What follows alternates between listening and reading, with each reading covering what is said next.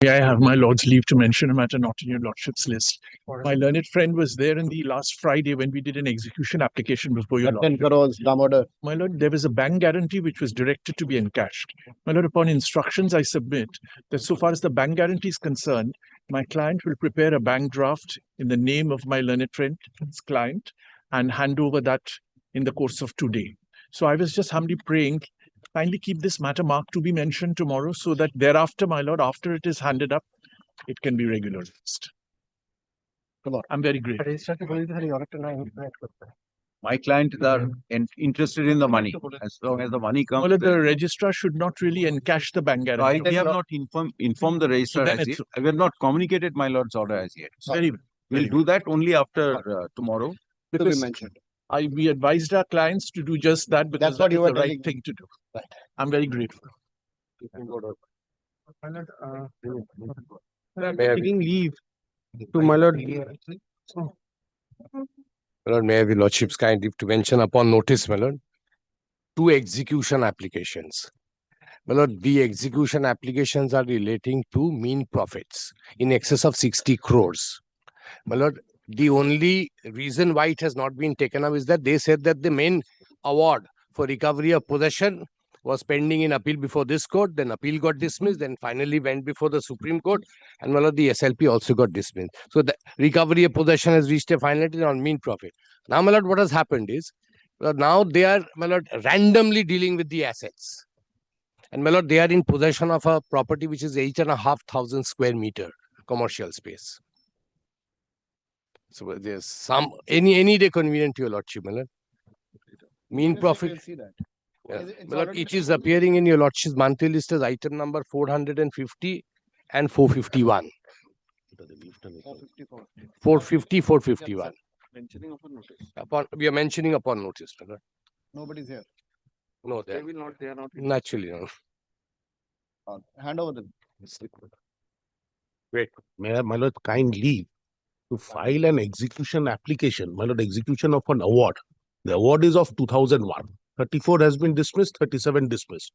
This relates to division of properties amongst 4 branches of the family.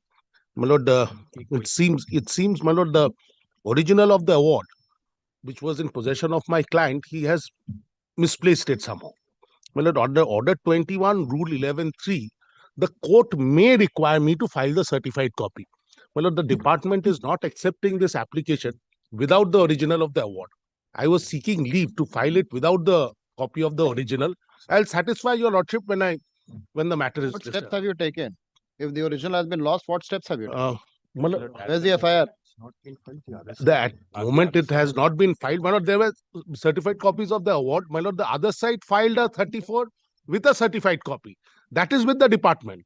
Your lordship can ask the department to hand over a copy of that to me also. You write to the registrar original side. My lord, we have, my lord, tried, my lord. If they take an objection, If they take an objection, my lord, you write it to the registrar original side. He'll let it be filed, my lord. I will satisfy. I will not allow this. I'll try to come with the original. My lord, for the time being, it is not. It is a 2000. What steps have you taken if you have lost your original? Not lost, my lord. It is misplaced somewhere. We are trying to find out. My lord, it's a 2001 award, my lord. Sorry, not this one. Sorry. Lordship, may I have your leave to mention 5 execution applications for withdrawal? Lord, may I have your lordship's kind leave to mention matter? I'm on the virtual mode.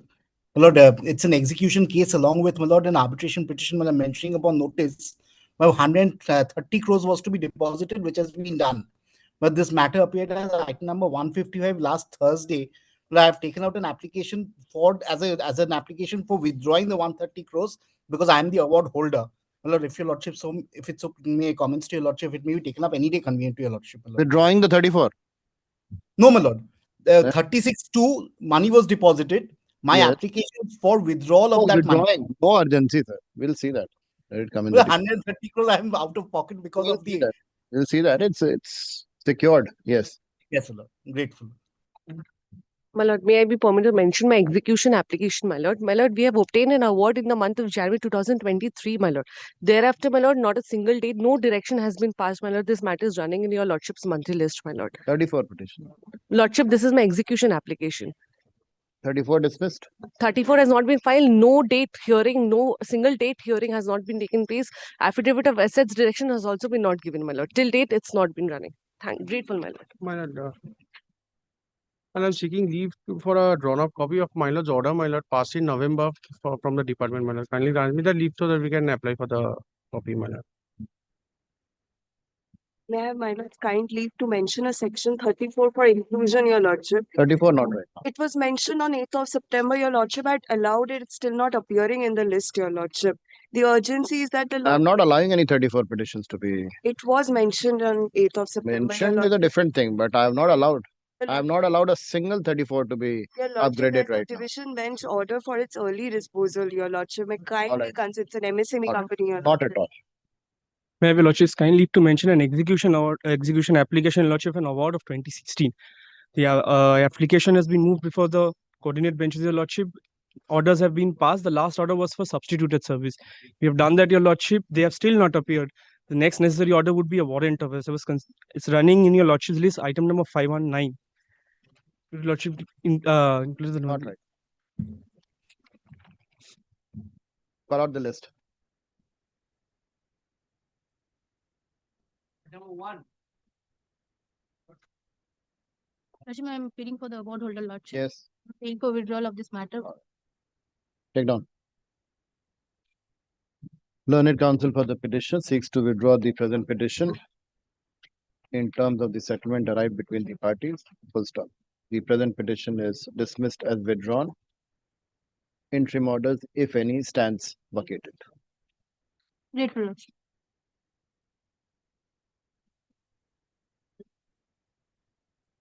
We are 2.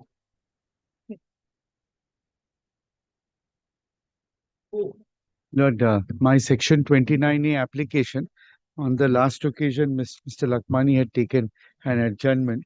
Yes. My lord, this is a matter where, my lord, the respondent, Port Projects Private Limited, was, my lord, in CIRP.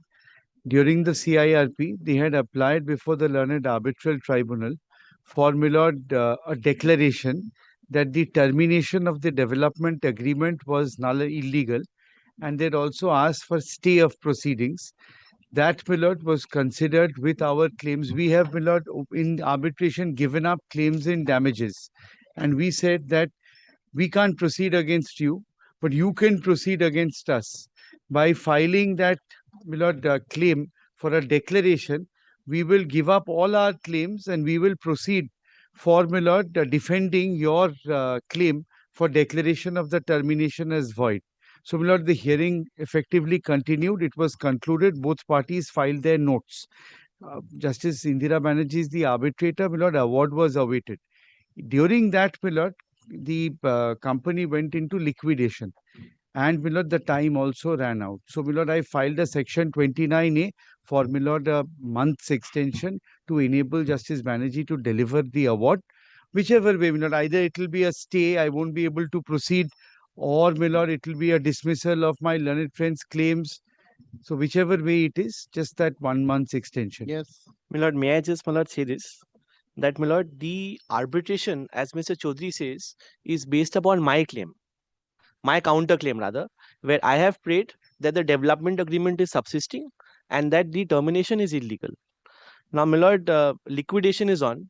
As of today, my lord, this asset, the right to develop, is shown, my lord, in the list of assets, and it has a value attributed to it, but it is a contingent, my lord, property to litigation.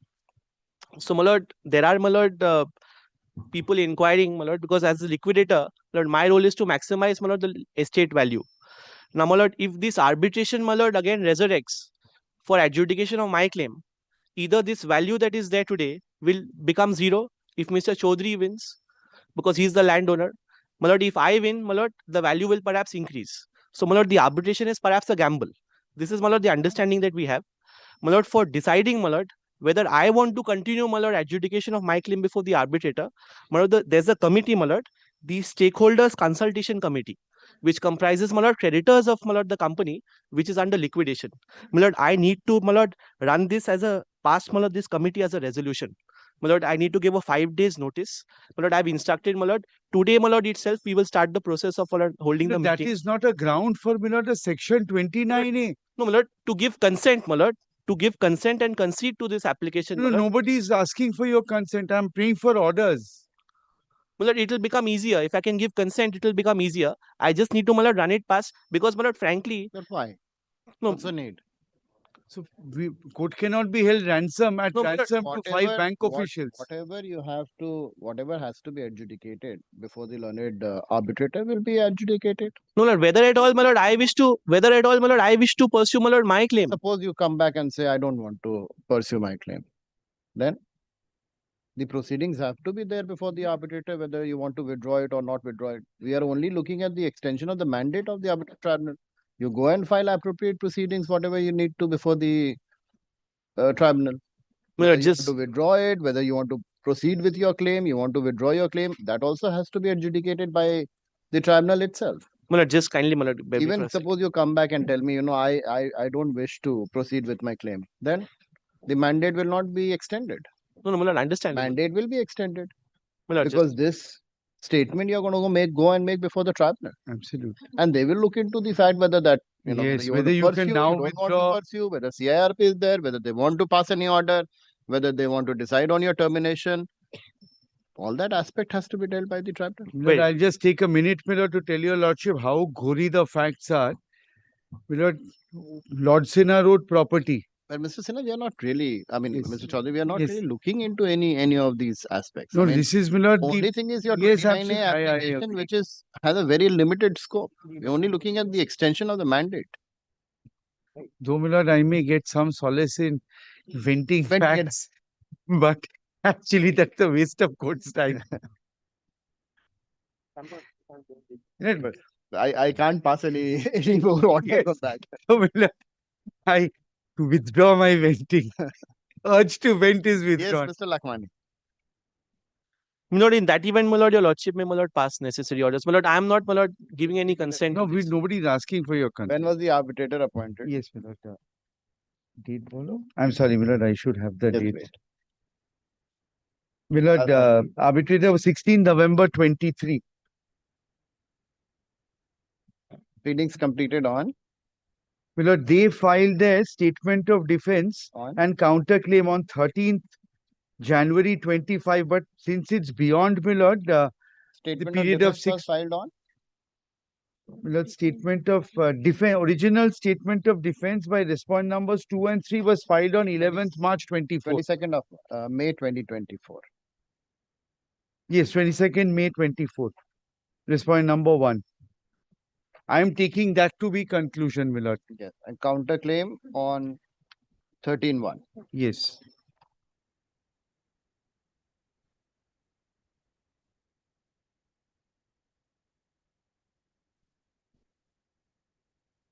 How many sittings? How many sittings? I'm sorry, my lord.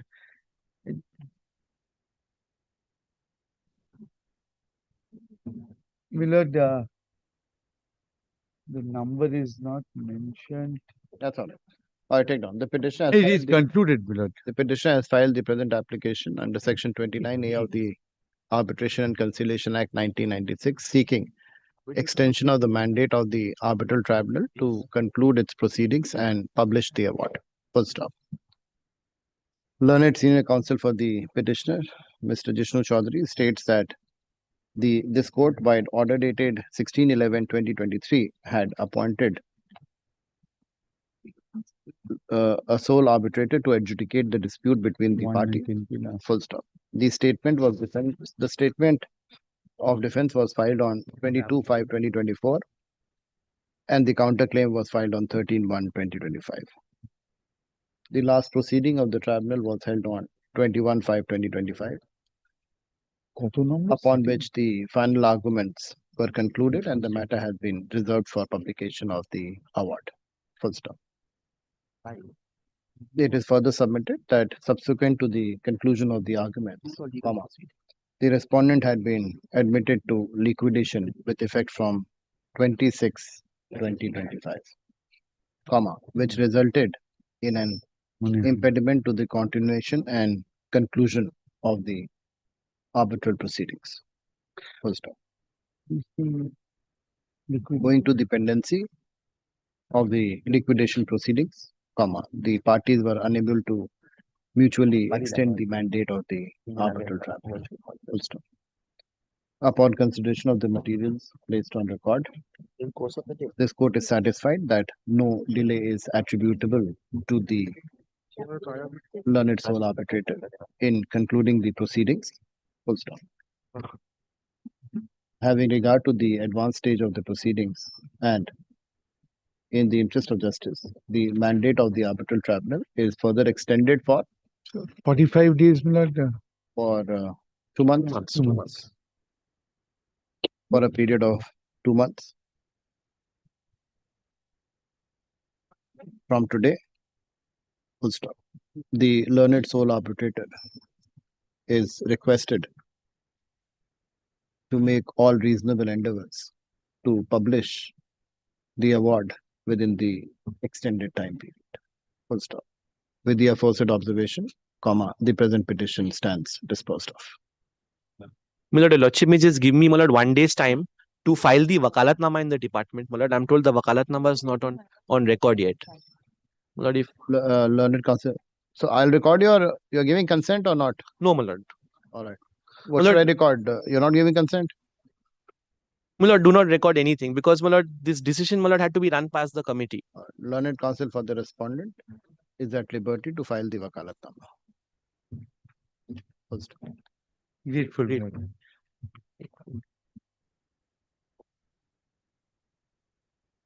Bureaucratic position, my lord, they often get into trouble because somebody from the committee makes allegations, others from the committees. Every matter, my lord, liquidator or the resolution professional is, my lord, getting affection from one corner and, my It lord, has abuse. nothing to do with the committee. It's all, my lord, the delinquent promoter who's still, my lord, controlling.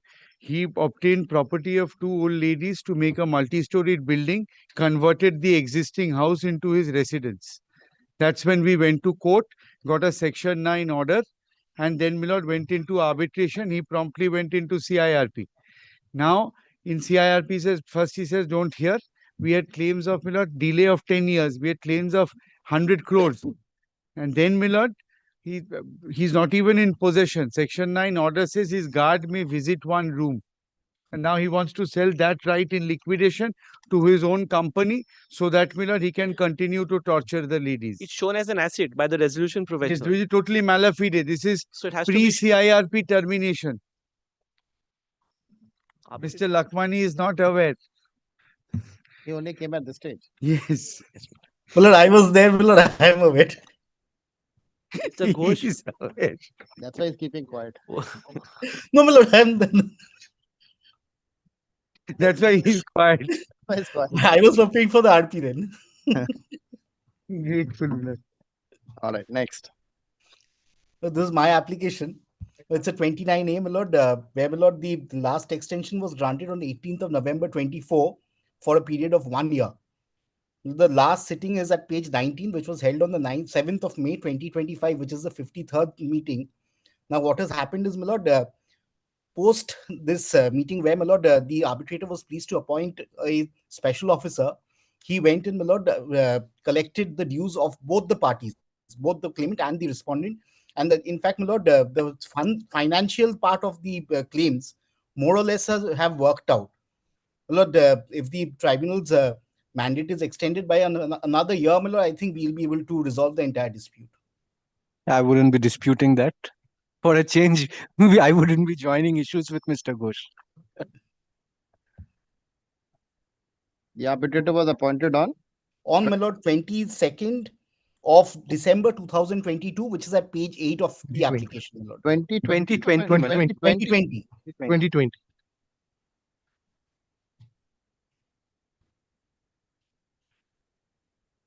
Page 8, my Lord.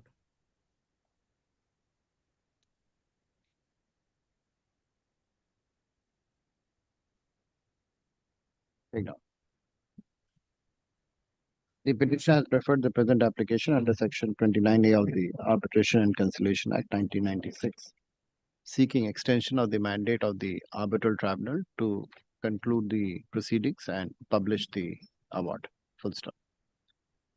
Learned counsel for the petitioner submits that this court, by order dated 22/12/2020, appointed a sole arbitrator to adjudicate the dispute between the parties.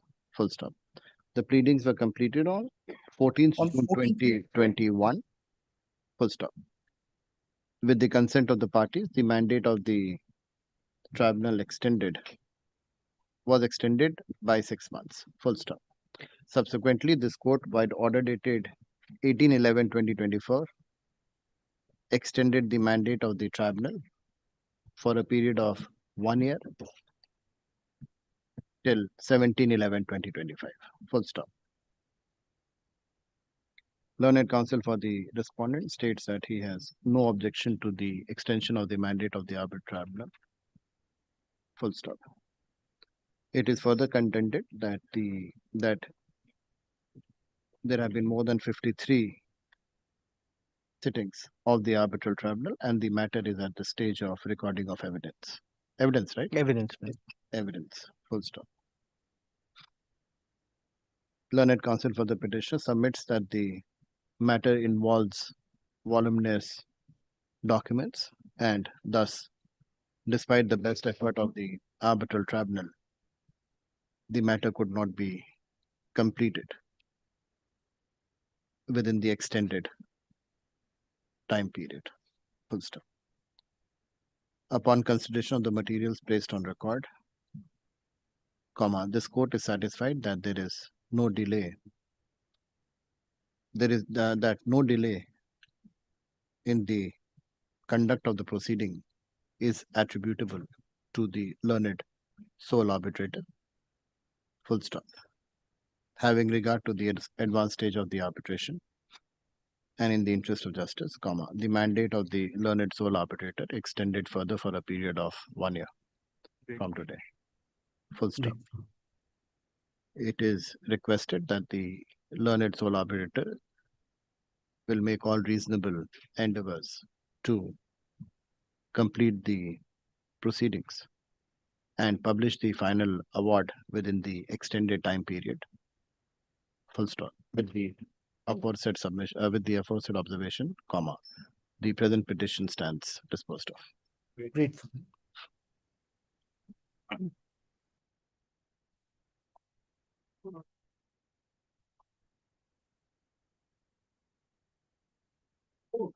But my application or extension of the mandate.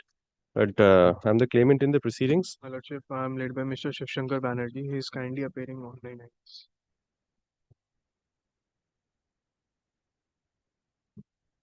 My Lordship, can I get a short passover paper? Have any objection to the application or what? My Lordship, I don't have any instruction to that. They are continuing with their final arguments, and the next sitting is fixed on 15th of this month. And the arbitrator was appointed by this court in 2020. There has been multiple extensions. What is the date of appointment? 28th February 2020. It was lastly extended by this court on 10th June 2025 for 6 months, which expired on 16th December 2025. The application has been filed after the expiry.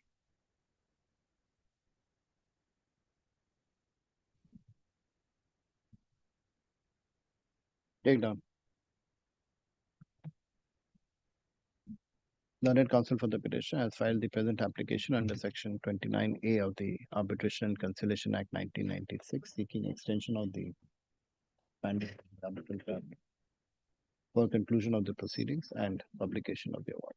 Full stop. Learned counsel for the petitioners states that the learned sole arbitrator was appointed by this court by order dated 28 February 2020. Full stop. He further states that the pleadings were completed on 16/11/2021. Full stop. Due to the exclusion of the limitation period on account of COVID-19 pandemic, the initial period of 12 months expired on 28/2/2023. Full stop. With the consent of the parties, the mandate of the tribunal was extended by 6 months till 31/8/2023, full stop. This court-wide order dated 12/9/2023, 9/11/2024, 21/5/2024, 16/12/2024, and 10/6/2024. 9/11, it will be 9th January, 9/1, 9/1. 19th January. 19th January 2024, sorry. Extended the mandate of the arbitral tribunal by 5 months, 4 months, 6 months, 6 months, and 6 months, respectively. Full stop. The learned counsel for the petitioner states that the matter is at the stage of Final arguments by the final arguments. Full stop. I'm not recording. Where is Mr. My lordship probably left the court. He has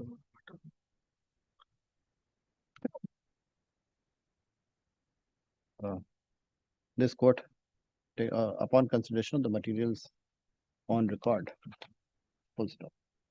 This court is satisfied that there is no delay attributable to the learned sole arbitrator in conducting the proceedings. Full stop. Considering the advanced stage of the arbitral proceedings and in the interest of justice, the mandate of the arbitral tribunal is further extended for 6 months. For a period of 6 months from today. Full stop. The learned sole arbitrator is requested to make all reasonable endeavors to complete the proceedings and publish the award within the extended time period. Full stop. With the aforesaid observation, the present petition stands dismissed. Grateful.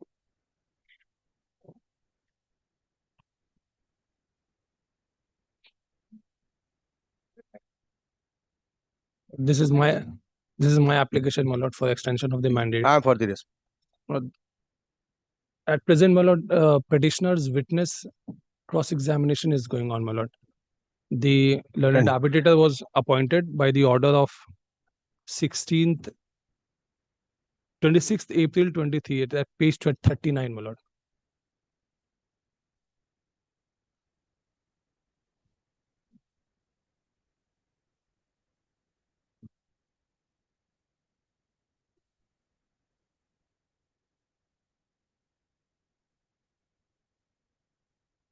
This is the first application for the extension, my lord.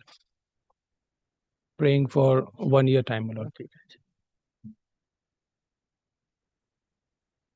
Readings were completed on? Yes. Completed on 16th May 2024.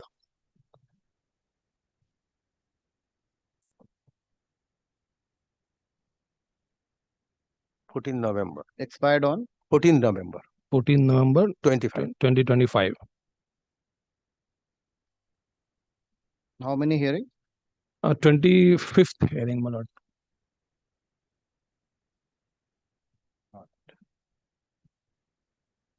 You have no objection. No, we have a counter claim. Very good. Take down. The petitioner has filed the present application under Section 29A of the Arbitration and Conciliation Act 1996, seeking extension of the mandate of the arbitral tribunal for conclusion of proceedings and publication of the award. Full stop. Learned counsel for the petitioner submits that this court-wide order dated 26/4/2023. 23, yes, ma'am. 2023 had appointed a sole arbitrator to adjudicate the dispute between the parties. Full stop. The pleadings were completed on 16/5/2024. Full stop. With the consent of the parties, the mandate of the arbitral tribunal was extended by 6 months. Full stop. Milord, kindly extend, Milord, to 1 year because the claimant's cross-examination is going on. Milord, thereafter, Milord, our voluminous documents involved. That time period expired on 14/11/2025. Full stop. Learned counsel for the respondent states that he has no objection to the extension of the mandate of the arbitral tribunal. Full stop. Learned counsel for the petitioner further submits that the tribunal has held more than 25 sittings and the matter is at the stage of witness action. Cross-examination. Witness action. Recording of evidence. Full stop. Upon consideration of the materials placed on record, this court is satisfied that there is no delay. Affidavit of service. on the part of the learned sole arbitrator in conducting the proceedings. Full stop. Considering the advanced stage of the proceedings 90. and in the interest of justice, the mandate of the arbitral tribunal is extended further for a period of 1 year. 1 1 year. year, my lord. 1 year from today. Full stop. The learned sole arbitrator is requested to make all reasonable endeavors to conclude the proceedings and publish the award within the extended time period. Full stop. With So that we the may not come again. aforesaid observation, the present petition stands disposed of. Abundant precaution, my lord, I am praying 1 year so that we may not come again before your lordship. In the meantime, it will be complete. Grateful, my lord. Hopefully. Grateful to your lord.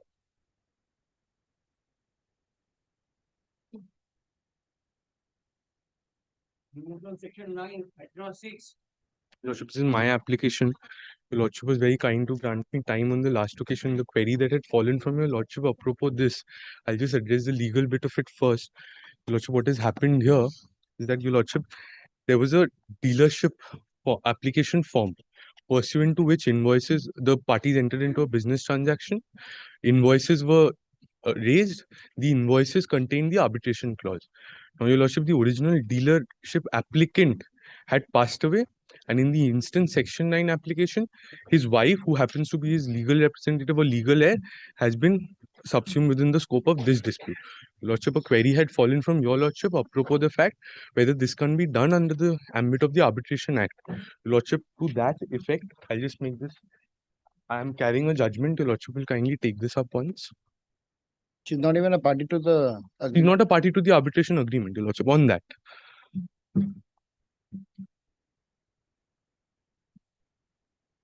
Your Lordship, this is Rahul Verma and others versus Rampatlal Verma, reported in 2025, INSC 296. Your Lordship, the facts and circumstances in the precedent that I am attempting to showcase to Your Lordship, over there, Your Lordship, a partnership firm was there that was sought to be dissolved. Your Lordship, the question that had arisen whether the legal heirs of a deceased partner could be roped in the arbitration proceeding. Your Lordship will kindly take up internal page number 4, wherein out of the two questions that were addressed by the Honorable Supreme Court, the first one would probably bear semblance. And Your Lordship, if Your Lordship is with me, I'll just place it. Whether the legal heirs of the deceased partner in a partnership firm, being non-signatories to the partnership deed and in the absence of their explicit consent, Where are you reading? can still be bound by the arbitration prescribed therein. Where are you reading, sir? Your Lordship, internal page number 4, Roman 1. Lordship has it.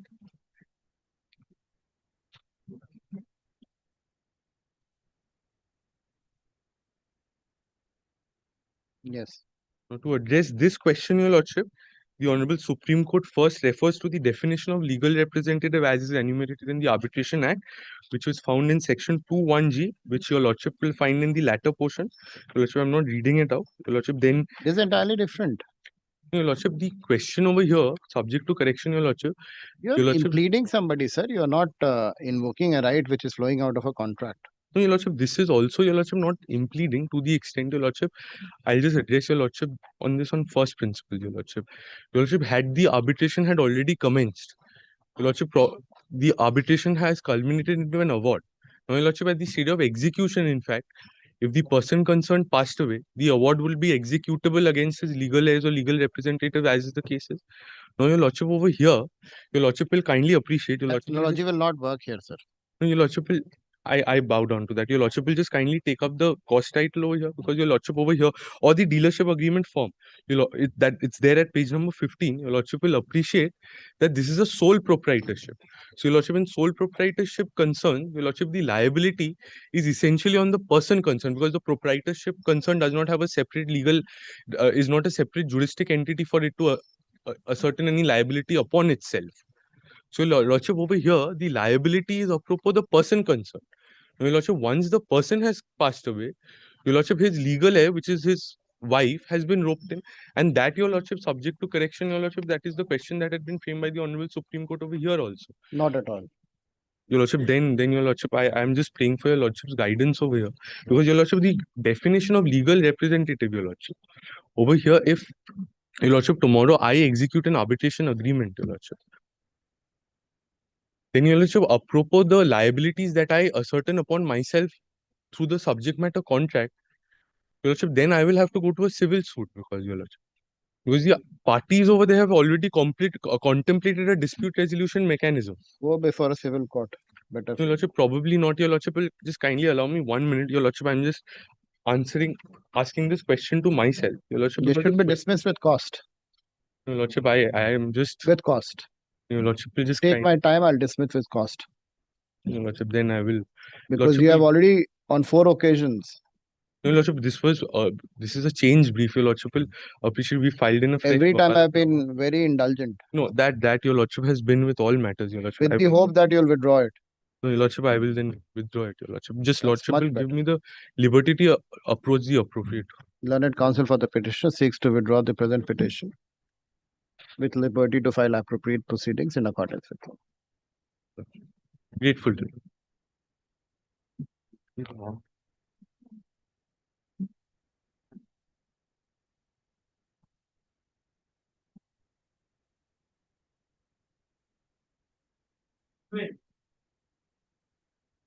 Lordship, this is my Section 9 application. We have attempted to serve upon the respondents. It has been delivered upon respondent number 1, but it has not been Of the delivered others. upon. Learned counsel for the petitioner seeks to effect service upon the respondents. She seeks and is granted. How much time? Lordship, weeks?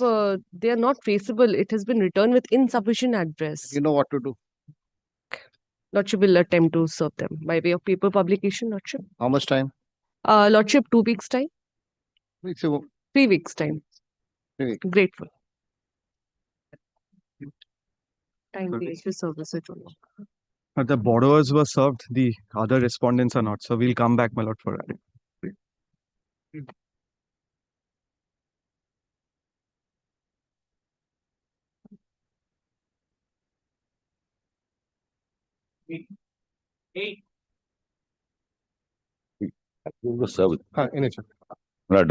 Your Lordship had granted ex parte order in this on the receivables. So we have served, not the affidavit of service. If I may just check it and give it to you. Not the receipt for page. I see. Not the item delivered, but yesterday. Email we had served on 8. And we are served by email on 8th. That's not there, sir.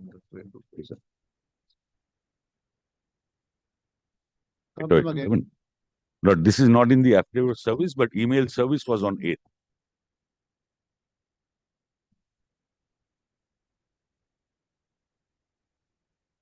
No one has come. Strange. We'll keep But, it. also provided not email service, not We'll keep that's it next week. Let them come. very well. Affidavit of service is taken on record. Despite service, none appears for the respondent. It shows that the item has been delivered to the affidavit of service. The tracking report indicates that the item has been delivered. Full stop. Uske baad kar lena. Despite service, none appears for the respondent. List after 1 week. Next week. Next week. Great, the genuine. HON'BLE.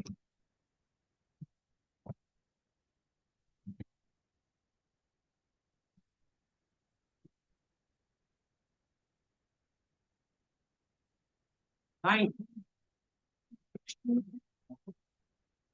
My lord, I appear for respondent. My lord, I appear for the petitioner, my lord. Mr. Mr. Jishnu Shah, senior advocate, is leading us. He has requested for a short passover. Yes. He's going to appear online. He's requesting for a short passover in the matter. My He lord, just had a bereavement yesterday. He's requesting for a short passover. My lord, yeah, I don't know, my lord. Yesterday, the senior advocate called my senior, my lord, and said that today he will take not today because of this reason, my lord. So my senior has gone to NCLT, so Not and today. it's not. Allow it tomorrow. I'm sorry, I'm there. He asked it tomorrow because Mr. Shah is there. Yes, Mr. Shah is there. Yes, Shall we? madam. Not today. Well, there's no difficulty. If there is any difficulty on part of my other side, Probably your office has indicated the other side. Yes, Not today. yesterday, Mr. Banerjee told me that you'll be seeking not today. No. We said we indicated that No, there no, that, has been a bereavement in the family and there may be an issue. no, well, We'll have a in that if there is no controversy, if my learned friend is in some difficulty today, we can do it tomorrow. But I'm also ready to do it today. Tomorrow. keeps it on 15th, man. If it may be day after tomorrow. When do you want, Mr. Day after tomorrow, on 15th, man. Well, at 15th will be difficult for me. 15th morning, very well. We'll do it on the 15th morning. I'm grateful. Yes. It's Thursday, Yes. execution day. Well, we'll do it on 16th, and if it's convenient. Friday. Whenever your lordship keeps it. 16th. We can do it on Friday. 16th, man. 16th, your lordship. Yes, very well. Very well. Very well. In that case, Very my well. lord, pray for 19th, my lord. 16th, I am not in town, my lord. I was representing some of the respondents. Instead of 16th, may it be, my lord, in that case, 19th. All at 19th. Much obliged, your lordship. Very good. Very good. Very grateful. Great.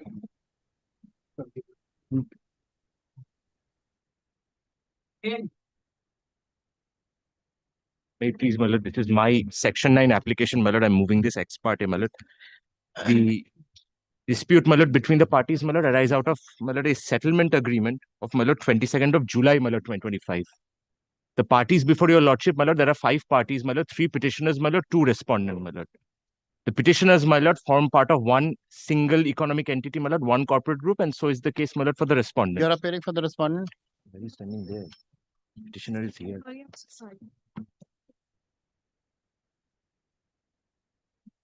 Yes.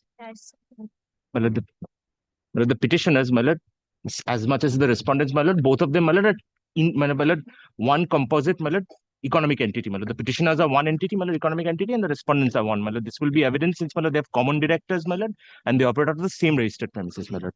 The background, my lord, for the settlement agreement, my lord, very briefly, my lord, I will not trouble your lordship much, is that, my lord, the petitioners are engaged, my lord, in the supply of certain plastic products, my lord. There were certain, my lord, commercial dealings, my lord, between the parties. It was agreed, my lord, the petitioners will supply certain plastic products to the respondents, my lord. And, my lord, the respondents would make payment, my lord, within 10 days upon receipt of the invoice, my lord. They failed to do so, my lord. Further negotiations took place, and, my lord, the claims of the petitioners, my lord, were crystallized and recorded, my lord, in a settlement agreement, my lord.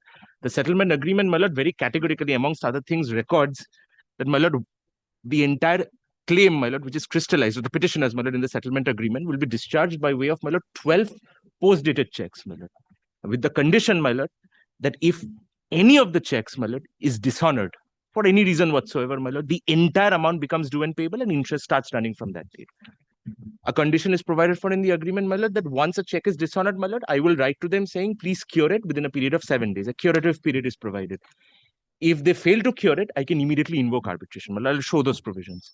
There's, my lord, a supplementary affidavit, my lord, we have prepared for inadvertence, my lord, that clause, that compliance, my lord, that it was initially omitted, my lord, in the settlement, in the initial Section 9 application, where we wrote to them asking them to comply with, to cure the defect within 7-day period, my lord. Or by WhatsApp, my lord, my clients, my lord, wrote to them. They refused to discharge the entire amount in full, my lord, and therefore the Section 9 has been filed, my lord. That is the sum and substance of the matter, my lord. Only show, my lord, the relevant parts of the settlement agreement. My lord, kindly takes, my lord, page 24, my lord, of the Section 9 application, volume 1.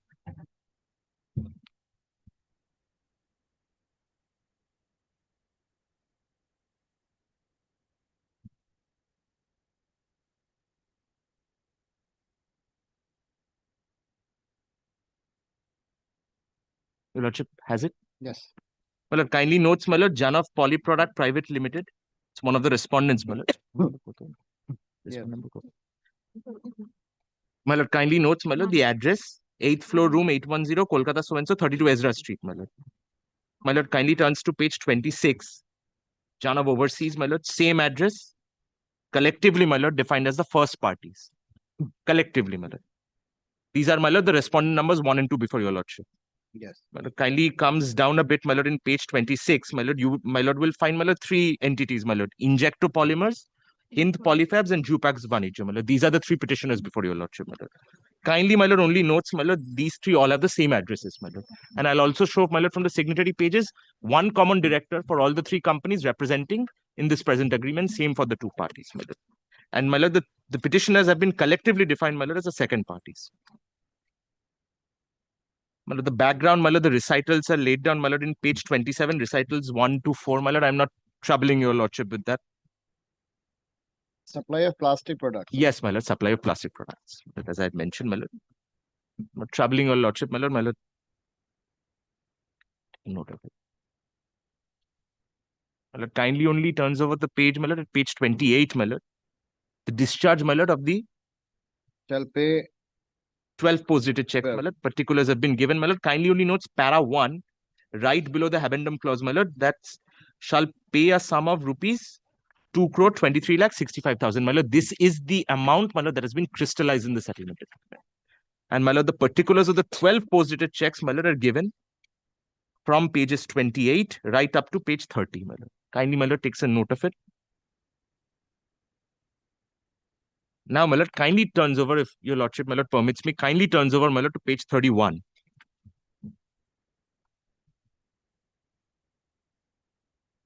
Kindly, Malad, notes clause 7. May I place it, your lordship? 7 days. Yes, Malad. In the event any of the checks, as aforesaid, is returned unpaid by the bankers of the first parties for any reason whatsoever, second parties shall immediately inform to the first parties of such dishonor of check, and the first parties shall thereupon pay the amount covered under the said check by way of demand draft or by RTGS within 7 days from the date of return of the check. There are two important things, my lord. The liability, my lord, is joint and several here because, my lord, that would be evident from the usage of the phrase parties, my lord. There is no contemplation in the agreement that each party's obligation is distinct and separate. Because, my lord, the entire transaction is one and the same, and the parties are essentially, my lord, the respondents are all associate companies, my lord, all under one group. Now, my lord, kindly takes para 8, my lord, clause 8. This is the arbitration clause. May I place it, my lord? Yes, sir. In the event the first parties fail to remedy the default contemplated under clause 7 above by making payments to the second parties, then the entire remaining balance would be payable immediately, and first party shall be liable to pay interest to the second party at the rate 24% per annum on the bank balance, so and so, from the date of invoices till payment. And, my lord, kindly notes, second parties may recover the same from the first parties by making reference under the Arbitration and Conciliation Act. Sole arbitrator may be appointed, my lord, so and so, so and so. And, my lord, the venue shall be Kolkata. This agreement, my lord, is executed in Kolkata, my lord. All the offices of the parties, my lord, are before your lordship's jurisdiction. Now, my lord, kindly only notes, my lord, just for your lordship's satisfaction, my lord, page 32 of the agreement, my lord. Your lordship will note, my lord, the signatories, my lord. Ramesh Rateria, my lord, is signing on behalf of both Injecto and Hind, my lord. And Rajat Rateria, my lord, a relative of my lord Ramesh. Jupax is signing on behalf of Jupax. My lord, these are the three petitioners, and, my lord, for the respondents, same director. I've already shown, my lord, that the parties, that the petitioners and respondents have same addresses, my lord. Each respectively have the same addresses, my lord. Now, my lord, I'll only show, my lord, the check, my lord, that has bounced, my lord. That your lordship will note, my lord, at page 28, my lord, it's recorded in the agreement itself. I'll also show your lordship, my lord, the check. The check was dated 10th of August 2025 for a sum of 19 lakhs 20,000. My lord, the funds insufficient memo your lordship will find at page 145 of volume 1. I apologize, my lord, volume 2. I apologize.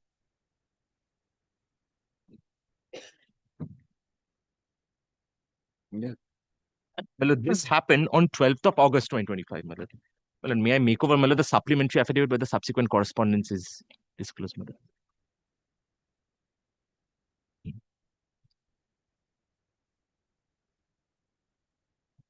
Your lordship will recall, my lord, in clause 7, I am required to, my lord, inform them to cure the issue within 7 days, my lord. Kindly, my lord, takes, my lord, I'll say this, my lord, with some humility, my lord. The language used in the correspondence, my lord, is uncharitable, but kindly, my lord, bears with me. Kindly, my lord, takes page 7, my lord, of the supplementary affidavit, my lord. That's the WhatsApp correspondence. Kindly notes, my lord, Rajat Rateria, my lord, writes to, my lord, Manoj Surana, my lord, that's the director of the respondents, my lord, that on 8th of August, the third, my lord, chat entry, my lord, 10th August hai. I hope your check will be cleared. My lord, then kindly, my lord, comes down a bit on 12th of August, upon bouncing, my lord, certain threats, my lord, be that as it may, my lord, they have been given that in a fit of rage, my lord, that I will leave no stone unturned, and so on and so forth, my lord. That's implying, my lord, that the check has bounced. And my lord, there are repeated correspondence, my lord, to the effect that please make payment, my lord. Your lordship will find that at page 8, at the next page, the first entry. Page 8. Page 8, my lord, the first entry, no RTGS received. Yes. In fact, my lord, the fact that my lord, the respondents have nothing to controvert my demands with will be evident from the fact that, my lord, part payments have been made from time to time. My lord, kindly takes, my lord, I'll only take the relevant part. Kindly, my lord, takes to page 9. Right at the entry, my lord, of 14th of October 2025 at 12:24:54 p.m. My lord, that's, my lord, Rajat, your lordship has it. My lord, Rajat Rateria writes, my lord, how much RTGS are you doing? 4 में क्या होगा? 4 में क्या होगा?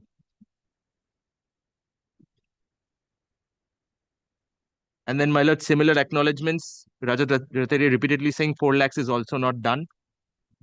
And, my lord, kindly, my lord, takes page 11, where, my lord, Manoj Surana copy pastes, my lord, a bank confirmation given for RTGS transfer of, my lord, 4 lakhs and then 1 lakh and then 1 lakh 50, my lord. That's at page 11. Kindly, my lord, takes the entry appearing next to 18th of November 2025 at 11:20 a.m. My lord, Manoj Surana, my lord, writes, sent rupees 4 lakh from Kotak Bank account so and so to Jupaks. And then, my lord, 3 messages down, my lord, 1 lakh. And then, my lord, 1 lakh 50, my lord, at the same page.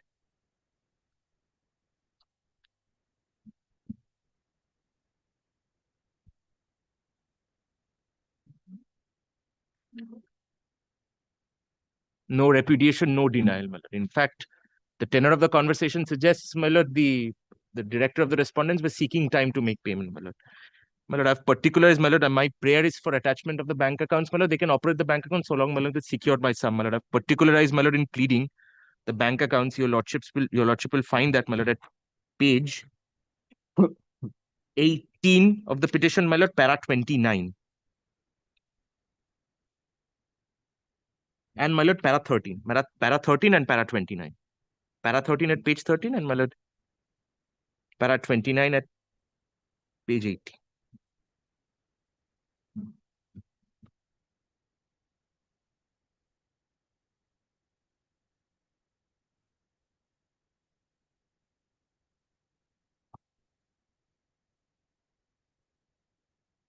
Prayer, my lord, is at page 21. Seeking, my lord, prayer A.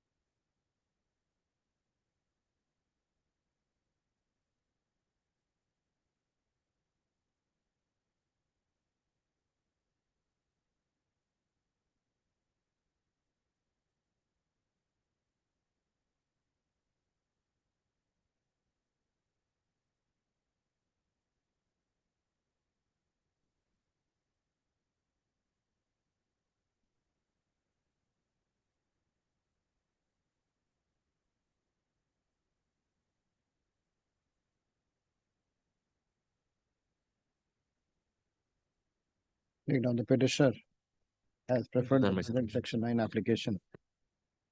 Has preferred an application under Section 9 of the Arbitration and Conciliation Act, seeking interim measures restraining the respondent from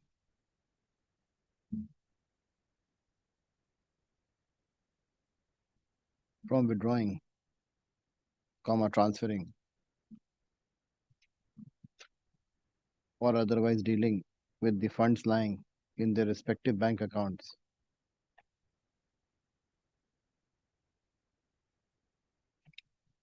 at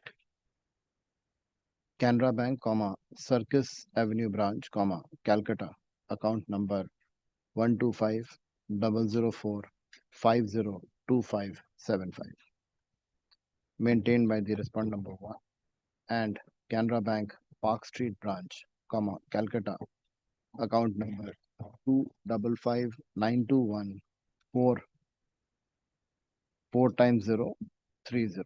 maintained by respondent number 2 in a manner that would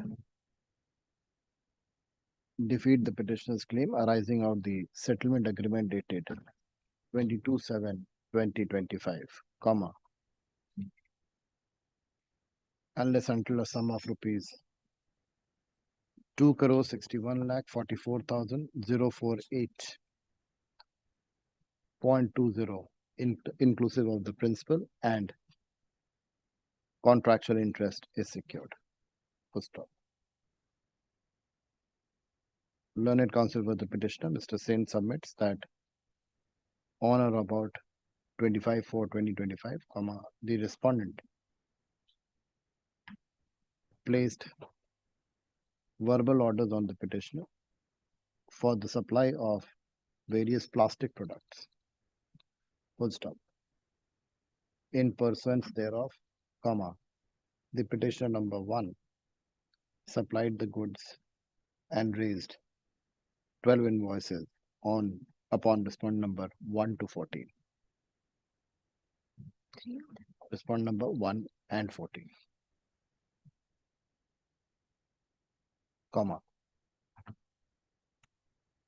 Invoices upon respondent number 2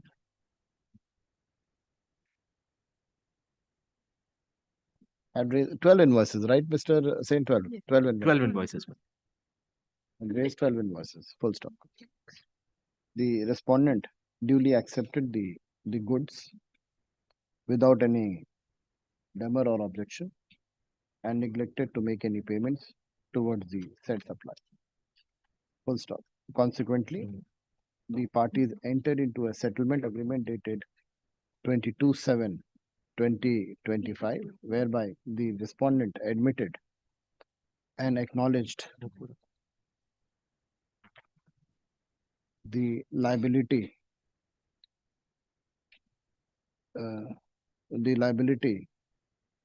in the sum of rupees 2,23,65,402 towards full and final settlement of all the dues payable to the petitioner.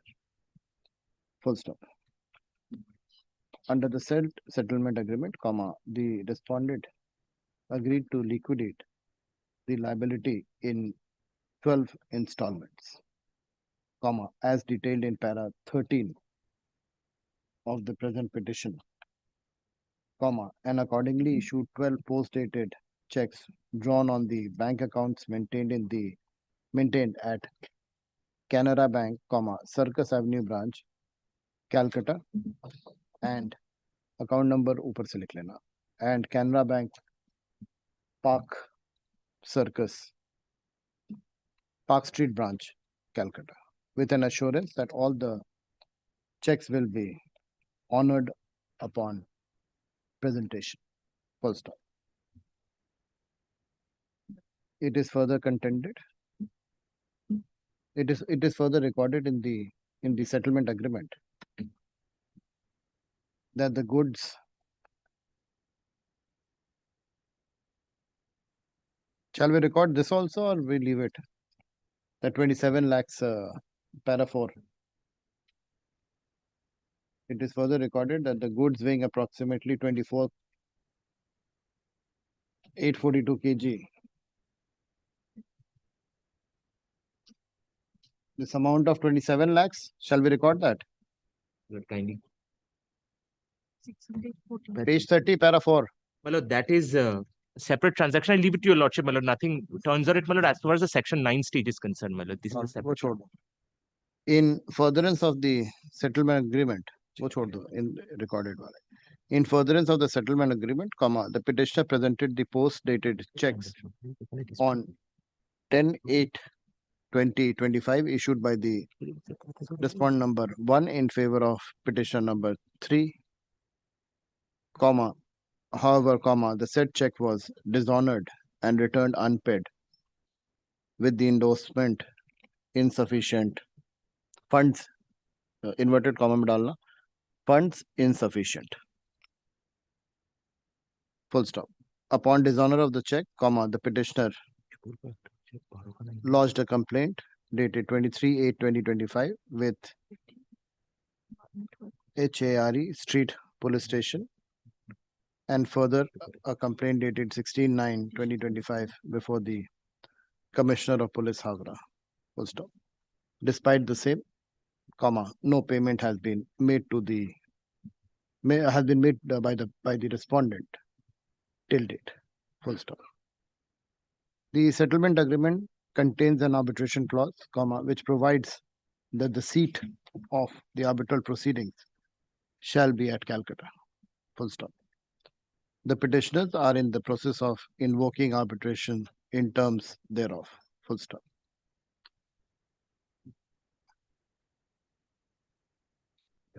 It is contended that upon computation of the contractual interest at the agreed rate of 24% per annum, comma, the total outstanding dues payable by the respondents aggregate to 2,61,44,048.20, full stop. In the aforesaid circumstances, the petitioner have approached this court seeking interim protection by way of restraining the respondents from operating or dealing with their bank accounts unless the said outstanding amount is duly secured, full stop. This court has heard the submission advanced by the learned counsel for the petitioner and has examined the documents on record, full stop. Upon consideration of the materials placed on record and the submissions advanced by the counsel for the petitioner, comma, this court is of the view that the petitioners have been able to establish a strong prima facie case in their favor, full stop. The execution of the settlement agreement dated 22/7/2025, comma, unequally has acknowledged the liability by the respondents, comma, the issuance of the post-dated checks towards discharge of the admitted amount and the subsequent dishonor thereof, comma, clearly demonstrate that the subsisting and crystallized claims of the petitioner, full stop. The balance of convenience lies in favor of the petitioner, full stop. If the respondents are permitted to freely operate and deal with the funds lying in their bank accounts, comma, there exists a real and imminent apprehension with the real and imminent apprehension that the respondents may dissipate or divert the funds, comma, thereby rendering the arbitral proceedings, comma, if ultimately, comma, successful, wholly illusory, full stop. On the other hand, the respondent would suffer no undue prejudice if restrained from withdrawing the amount in excess of the admitted outstanding dues, comma, as the order merely seeks to secure the petitioner's claim and dues and petitioner's claim and dues and subject to dues and does not amount to final adjudication, full stop.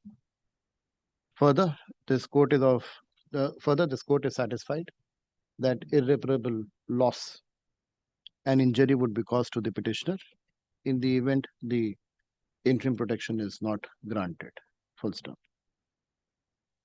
It is further observed that once the funds are withdrawn or diverted, comma, recovery of the outstanding amount, even if a favorable award is passed, may become impossible or exceedingly difficult, which cannot be adequately compensated in terms of money alone, full stop. Accordingly, comma, pending disposal of the arbitral proceedings, comma, the respondents are restrained from withdrawing, transferring, alienating, or otherwise dealing with the funds lying in their respective bank accounts, i.e. Canara Bank, comma, Circus Avenue branch, Calcutta, account number वहां से लिख लेना, and Canara Bank, Park Street branch, Calcutta, account number लिखना, maintained by पहला respond number 1 and then respond number 2. First account is respond number 1, second is respond number 2. Maintained by respondents without maintaining a minimum balance sufficient to secure the outstanding dues of rupees 2,61 lakhs 44,048.20, inclusive of the principal and interest as claimed by the petitioner for a period of 6 weeks. Let this matter be listed for a period of 4 weeks. Let this matter be listed after 3 weeks. Karke next 4 weeks karbo. For a period of 3 weeks. We'll keep it after 4. Deeply obliged, my lord. Only two things, my lord. Your lordship has recorded at the beginning, my lord, that only one of the petitioners had supplied, my lord, the plastic products, my lord. All the 3 petitioners, my lord, have supplied plastic products. वहाँ जहाँ ऊपर लिखा है ना, supply of plastic products. Petitioners have and supplied the plastic products. And Petitioners. your lordship has also recorded, my lord, there are total of 58 invoices. Your lordship has recorded 12. My lord, there are total of 58 invoices by all the 3 petitioners, my lord. Total it's 58. और जहाँ वो लिखा है invoices ना, 58 invoices का देना, जहाँ For all 12 the petitions. 58. I'm deeply obliged, my lord. I'm deeply obliged. Supplementary affidavit filed by the petitioner bringing on record additional facts is taken on. I'm deeply obliged.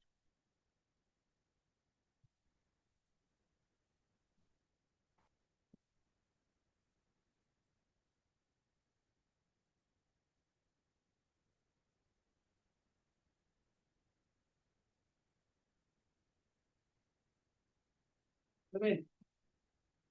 11, I appear for the petition, my lord. Your lordship had directed me last Friday to serve. The respondents we have served, but the service is still in transit. Kindly keeps it next week. Learned counsel, the petitioner states that seeks and is granted further 2 weeks time to serve upon the respondents. Let this matter be listed on. Yes, my lord. After 2 weeks. Great.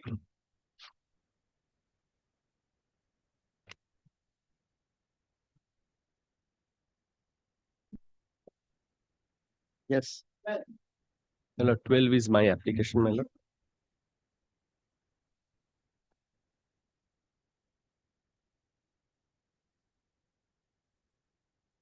My lord, I'm led by Mr. Sen. Do not challenge the order. Not challenged. No, I've accepted the order. I've moved my 29A on that basis.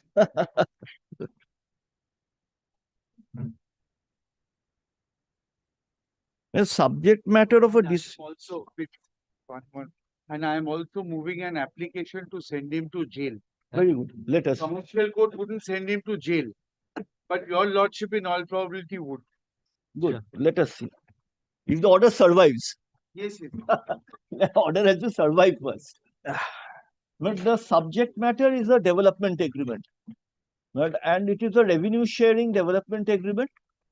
Now, the disputes, my lord, related to termination. Just Gopal.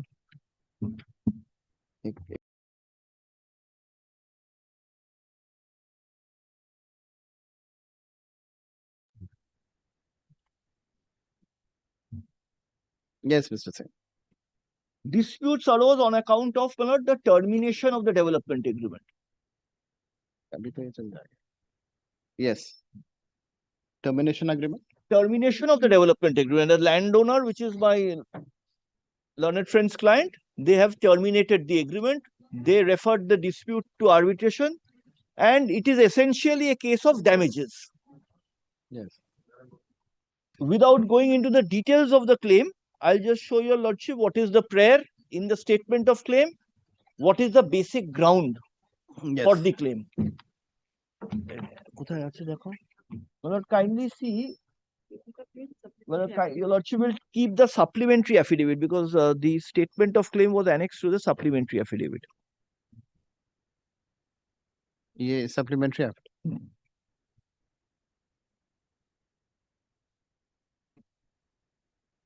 Starts at page 9. Yes. Kindly see the prayers.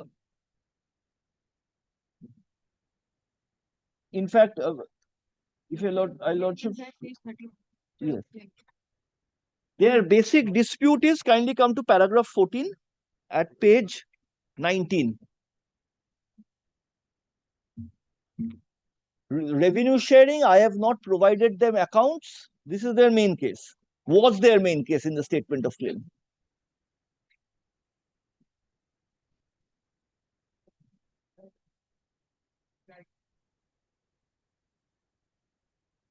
Lordship has got para 14. Respondent has not provided accounts, informed of the monies that were received for allotment and earnest money, consideration of sale. There is no transparency, incorrectly in breach of agreement appropriated, though respondent was not entitled to do so. Claimant has come to know respondent has opened further accounts where sale proceeds have been deposited. This was their main principal allegation. Then kindly see, my lord, paragraph 15. This is very important. This is their basis of whatever relief they have got. On the claimant's continuous insistence, the respondent has made over to the claimant alleged particulars of flats sold and or areas allotted once on 2nd April 2022 and then with another statement which was undated and unsigned but made over in approximately around 10th April 2023. Copies whereof are annexed here to market. Even in terms thereof, kindly note this, claimant is to receive a sum of rupees 14 crores 73 lakh 58,358. Till present, claimant has received only a sum of rupees 3 crores 73 and odd. Claimant has not been provided the correct figure. The sales have been at a much higher rate as stated later. So this is their first case which they went, that 14 crores you are showing in an undated statement, 3 crores 78 I have paid. But their sales have taken place at a much higher value. This was their case. Then, my lord, paragraph 16 is another grievance, but I am not going into it at now. Kindly come to paragraph 47.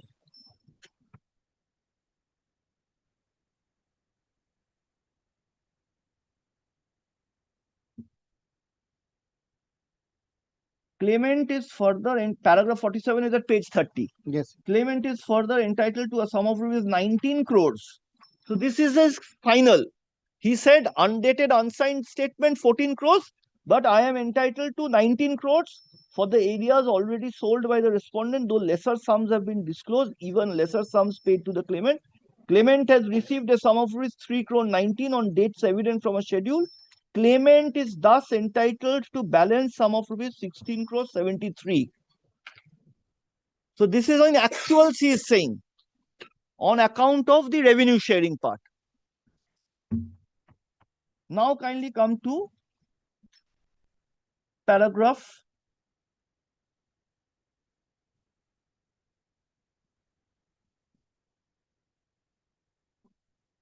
60. This is his actual claims, all other claims together.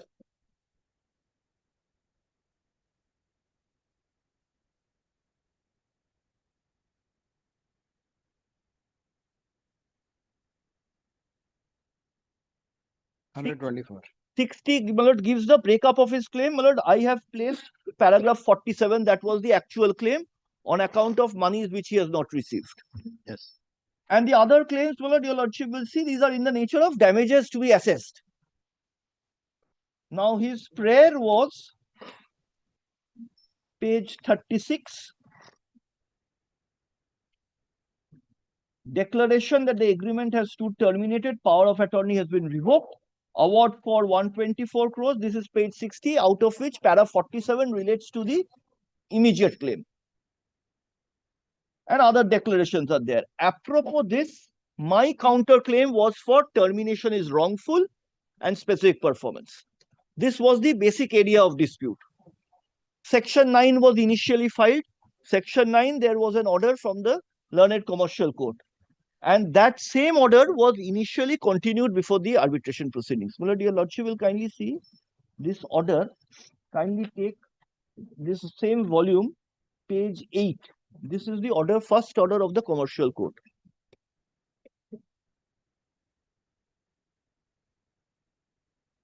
April 2023.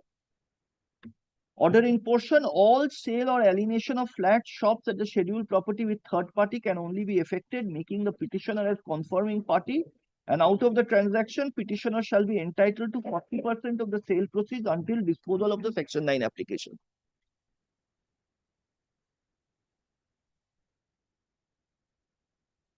This is with regard to the initial. Now, my lord, this order was continued by the tribunal immediately after entering upon reference. Well, that your lordship will kindly see. It's T petition volume 2.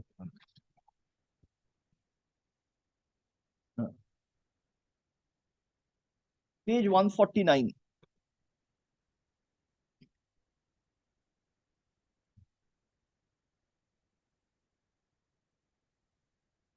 This is the first reference which starts at page 143 at 149. Yes. Regarding interim order passed by the tribunal on the prayer of the learned advocate of the claimant. The tribunal, here your lordship will see the order of the commercial court is quoted. Then next paragraph, on 11th May, claimant said application on section 9 was disposed of with the following order. Then last paragraph, after considering submission, the tribunal directed that the interim order which was passed will continue with the modification as aforesaid till disposal of the arbitration proceeding. This was the situation. Then, my lord, kindly see next page 150, which is the order number 4.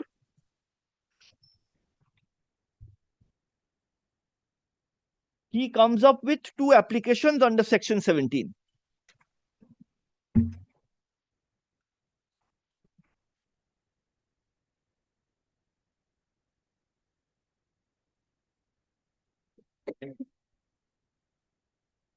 Yes. Yeah.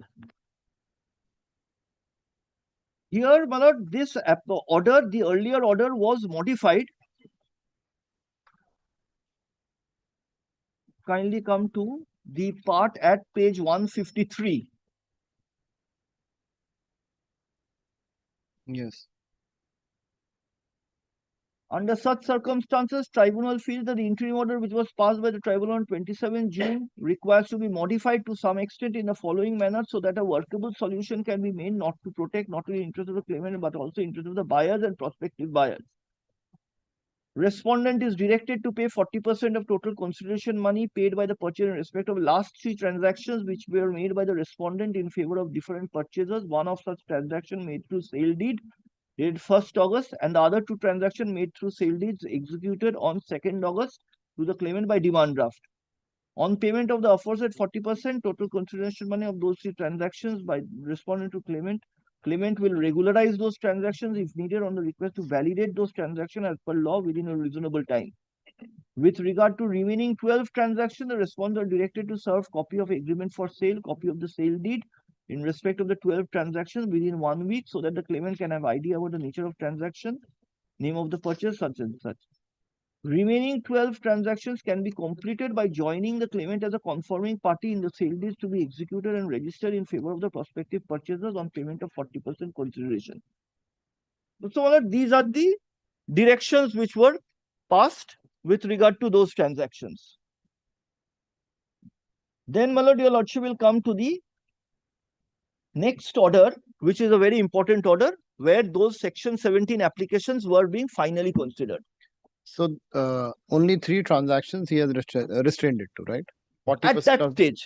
At that stage, it was not restrained. We were whatever agreements which we have entered, So amount which we have got. Initially, it was 40% of all the transactions, and then subsequently modified to the extent that the last 3 transactions. No, last 3 transactions, but that will also continue because they, according to them, these 3 I have entered into, but I have not paid them the 40%. So specifically for these 3 transactions, this order was passed, and for rest 12, further directions were given. I will give them the copy in advance. They will see all those things, my lord. Now, my lord, next order is 26th of February 2024 at page 156.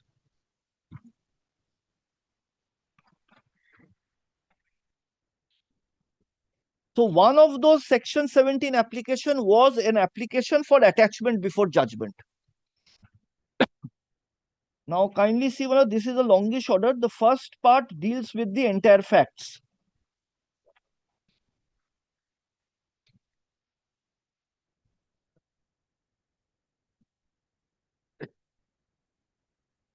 Kindly come to 166. Third. Yes. 166. Third, the learned counsel considers the pleadings and submissions appearing for the parties. To avoid unnecessary repetition, tribunal feels that instead of considering these applications filed by the respective parties separately, it will be better if all 4 applications are dealt with by the tribunal simultaneously and dispose of them one after the other. First is, he is dealing with claimant's second application filed under section 17 of the Arbitration Act, inter alia for attachment before judgment and other reliefs. It is rightly pointed out by Mr. Jishnu Chaudhary for the claimant in a proceeding for realization of ascertained sum of money from the respondent, claimant may seek relief by way of attachment before judgment. However, the submission of Mr. Dotto, learned counsel, was to the effect that where monetary claim of the claimant is unascertained, claimant cannot claim the relief for attachment before judgment, cannot be ignored. So this is what the arbitrator has taken into consideration. Now, my lord, kindly come to next page 167. I am placing the relevant parts, my lord, because my lord, these orders are not the concerned orders which I am challenging now. 167, second paragraph, your lordship will see.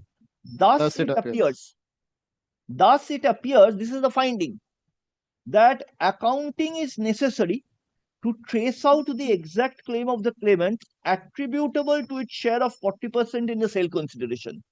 Such accounting without evidence is not possible at this stage. It's a finding. So it cannot be held at this stage that the claimant has any monetary claim of an ascertained sum, and the respondent has admitted the claimant's claim in this regard. Such conclusion cannot be readily drawn without further investigation, as the respondent claims that the statement sheet annexed by the claimant to its pleading is not the statement prepared by the respondent. From the statement sheets annexed to the second application under section 17, it appears that none of the pages of the statement sheet excepting one page bears the stamp or signature and authentication by the respondent. However, it is rightly pointed out by Mr. Chaudhary that those statement sheets were disclosed and relied upon by the respondent in its affidavit filed before the learned commercial court in connection with an application taken out by the claimant under section 9 before the learned commercial court. As such, the statement sheets cannot be ignored altogether at this interpretive stage in the absence of proper explanation from the side of the respondent as to why the statement sheets cannot be relied upon. Thus, though apparently some money is admittedly payable to the claimant on account of its share as per development agreement, but such admission by itself is not sufficient to pass an order of attachment in the manner as prayed for by the claimant. Passing of an order of attachment depends upon satisfaction of some other consideration. Let me now consider as to whether those conditions are satisfied here for passing an order of attachment. Though some vague allegations are made by the claimant that the respondent has various creditors, and if they are permitted to dispose of or sell and alienate the flat or structure in question in construction, ultimate award which may be passed in favor of the claimant may be rendered infructuous, as the respondent has no other asset from which the awarded sum can be recovered. Even the name of the creditor and particulars thereof, giving the details of the extent of the debt of the respondent, has not been disclosed by the claimant in the application. Next line, my lord. On the basis of such evasive pleading, relief for attachment before judgment as claimed by the claimant cannot be allowed. Similarly, for identical reasons, the other reliefs claimed by the claimant in this application cannot be allowed, with this rider that prayer D of the claimant will be dealt with by the tribunal separately herein below. So main prayer attachment before judgment is declined on merit. Now, next kindly see Regarding 1, claimant's relief for interim injunction under prayer D of the claimant's second application under section 17. In prayer D of the application under section 17, claimant has prayed for relief by injunction from causing any construction being made, from changing the nature and character of the land on which the second construction stroke building was to be constructed in the subject premises, more fully described in Schedule B and of the application. Actually, there were 2 separate plots. One, it was already complete. Sale was being taken place. That was what was being considered. Other land, phase 2, no construction at all. So that is their prayer. No construction should be done on that other land also. Then, my lord, kindly see their submission is recorded in this page.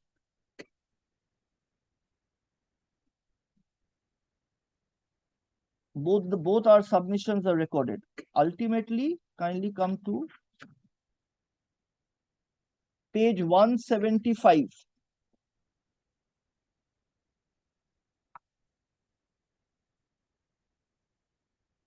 Last paragraph.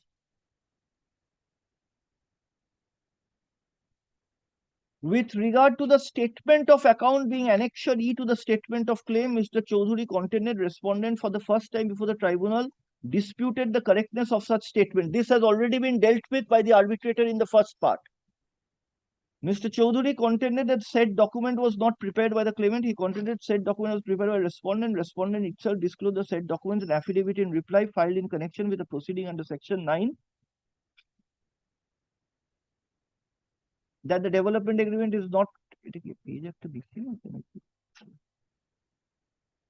But I find one page is here missing. This what I read is page 20.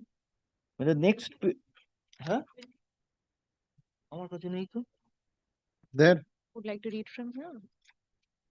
20. But I don't know whether I have. your lordship has been. Anyone? Just read it from here. Otherwise, says contents document was prepared by the respondent. Respondent itself disclosed said document in its affidavit in reply filed in connection with the proceeding under section 17, arising out of the proceeding under section 9 initiated by the claimant. Then, my lord, my learned friend's submission with regard to that annexured E of the statement claim is recorded. Last paragraph, kindly see. After hearing the learned counsel for the parties, it appears to the tribunal that both claimant and the respondent breached the contract. Who breached the contract first is a matter of evidence. The party who committed the breach first will certainly create confusion in the minds of the other party about his reliability on the other party. Fact remains that development agreement has been terminated by the claimant. Claimant has also revoked the power of attorney. These steps were taken by the claimant allegedly on the grounds that respondent committed breach of contract. Respondent, of course, denied such allegations and stated that, that the development agreement is not terminable and the power of attorney is irrevocable. As per clause 9.2 of the development agreement, is terminable when a respondent commits breach of contract when such breach is not rectified by the respondent upon notice to it.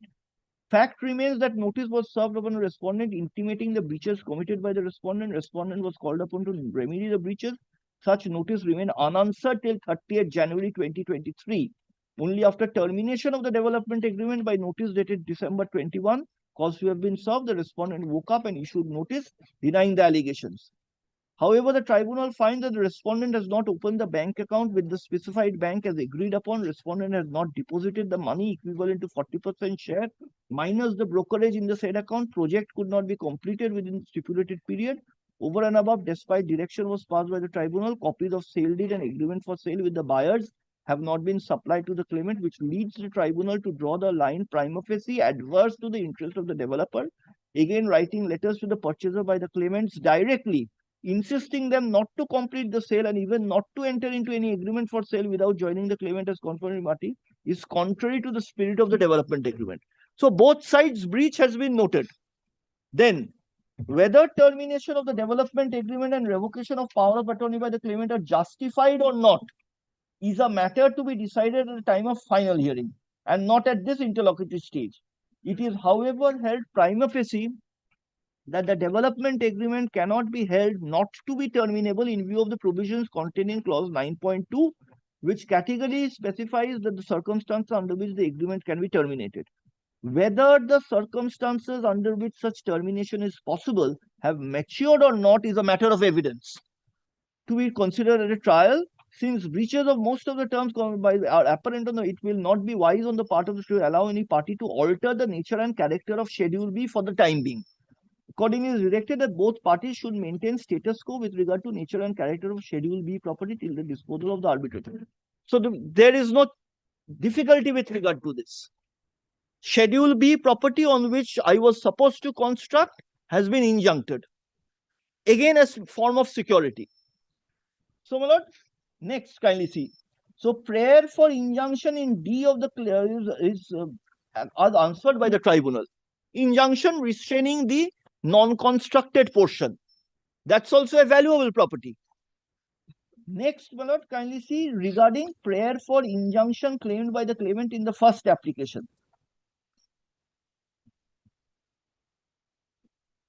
Here, my lord, their case was that I did not comply with that arrangement which was devised by the arbitrator. So, certain further orders were required to be passed.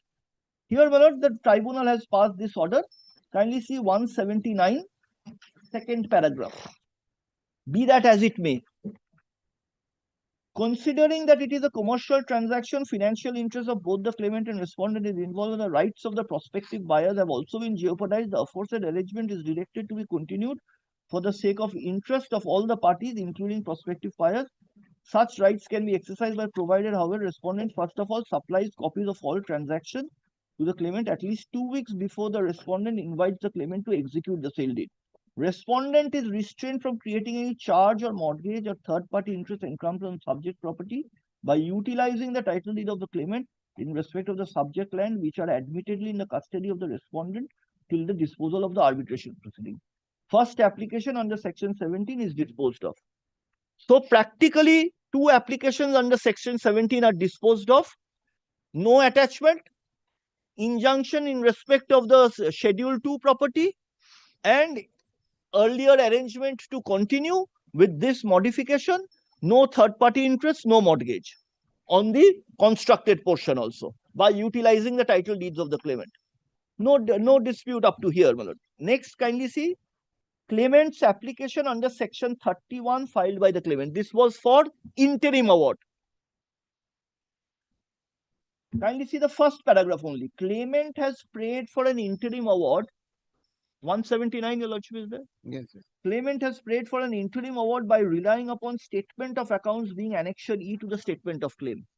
Referring to the said Annexure E, Mr. Chaudhary contended as per their own showing, landowner's share in both residential and commercial areas 14 crores 73. Admittedly, a sum of which 3 crores 78 already been paid by the respondent to the claimant. So, interim award for 11 crores was prayed for. 11 crores attachment was prayed for. Attachment was denied. So, they again pressed the interim award. My position, I would not have pressed because he has already recorded a prima facie view that 11 crores is not established. Then, my lord, kindly see, but I am not placing the entire kindly come to paragraph page 180. Yes. 180, second paragraph, referring to the said Annexure E, the claimant had prayed for interim award for 11 crores 54 along with interest. Mr. Dotto, learned counsel appearing for the respondent, disputes the correctness of Annexure E. He submitted a statement account has not been authenticated or its authorized person. The statement account does not carry the signature. Such, according to Mr. Dotto, such cannot be relied upon. Even the claimant does not admit the correctness. Such the claimant cannot claim. Mr. Chaudhary pointed out that the respondent for the first time before the tribunal disputed the correctness.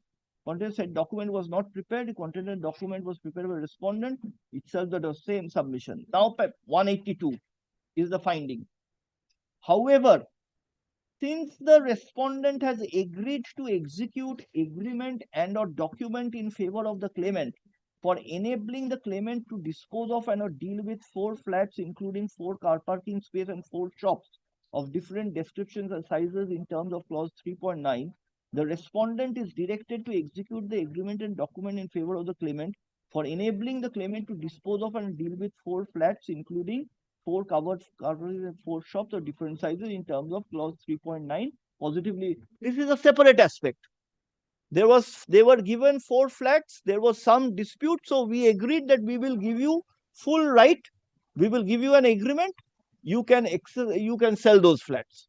So those will be outside the revenue sharing arrangement of this development agreement. You will get full right on that. That's a separate aspect. They have admitted The money which may be fetched by transferring those flats and or shops in addition to the money which has been already been given to the claimant. This part is important. The money which may be fetched by transferring those flats and or shops in addition to the money which has already been given to the claimant by the respondent in terms of the development agreement, that is the 3 crores 78 which they have admitted in the paragraph 15, will for the time being not be sufficient security for the decree which may ultimately be passed in the proceeding. Now kindly read this, page 162. Directly inconsistent. He has already come to the conclusion that there is no question of any attachment. There is no proof of that 11 crores. Now, while dealing with an interim award application, he is again going back to the question of whether security can be granted for your protection. I do not know how interim award is a money decree. Either I get a money decree or I don't get. It is no longer interlocutory insofar as that amount is concerned. Interim award becomes final to the extent it has been allowed. It is not an interlocutory proceeding at any stage. So, my lord, it says, kindly see, this entire consideration is, my lord, with the greatest of respect, my lord, not in accordance with law. In addition to the interim injunction passed in the OPU will for the time being be not sufficient security for the decree which may ultimately, the respondent is directed to deposit admitted amount of its dues amounting to 11 crore 54 as mentioned in Annexure E1 with the bank account to be opened. So, my lord, this is, my lord, my respectful submission. Just compare this page with page 167, which I have just placed. How can both stand? First application, you are disposing, saying that you cannot get an order for attachment. Kindly read, my lord, 167 once. Yes. 167 bar. I'll just read it side by side. Does it appears? Yes. 167 says that accounting is necessary. Without evidence, it is not possible. It cannot be held at this stage that claimant has any monetary claim of an ascertained sum and that the respondent has admitted the claim. Such conclusion cannot be drawn without further investigation, as the respondent claims that statement sheet is not the statement prepared by the respondent. It appears that none of the pages of the respondent is authentication. Then the next page, 168. On the basis of such evasive pleadings, relief for attachment before judgment as claimed by the claimant cannot be allowed. And now, while disposing of interim award 31, this 11 crores, kindly see the line, respondent is directed to deposit the admitted amount of 11 crores. And which is said in 167 that 11 crores is not the final conclusive amount without evidence. Very well, my lord, I did not succeed in appeal, but the order is plain on the face of it before your lordship. So this plea which your lordship has been hearing from day one, that my client has to go to jail, it is because of non-enforcement of this order. I have not deposited security. And now, my lord, kindly see what happened after this. After this, there were further applications which were filed. Kindly come to the page at 184. So first he gets a security for 11 crores. Next, my lord, there is an order appointing receiver, which order is probably not somehow what missing here, that has not been annexed. Which one? But there is an order, my lord, I have pleaded it. Your lordship can record it. That receiver was appointed by order dated 24th of April 2024. The receiver appointment to take possession of unsold flats and or car parking space. But this is the order. I'll handing over to your lordship, my lord. It's Just there. the last operative part. 191. 191. In this context, the claimant's prayer is allowed. The receiver is directed to take possession of 43 covered open parking space. That is only parking. That is for Before only for the parking space. Yes, that is a subsequent order, but he was appointed over The the two directions. entire constructed unsold portion. This is the part, my lord, your lordship will get it. Phase 1, phase 2, দুটোই ওরা। Phase 1, phase 2. দেখি আমাকে পড়ান। অর্ডারটা আছে? অর্ডারটা হ্যাঁ রিসিভারের appointment Last paragraph is the longest order, but take possession of the unsold flats to dispose of and conclude the sale, distribute sale. Every sale will be done through receiver, whatever was left.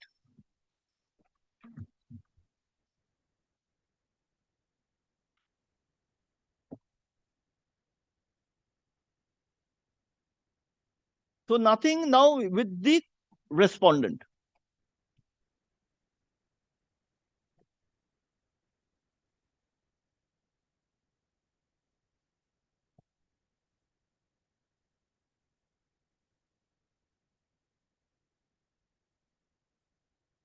Yes. So this was the mechanism devised.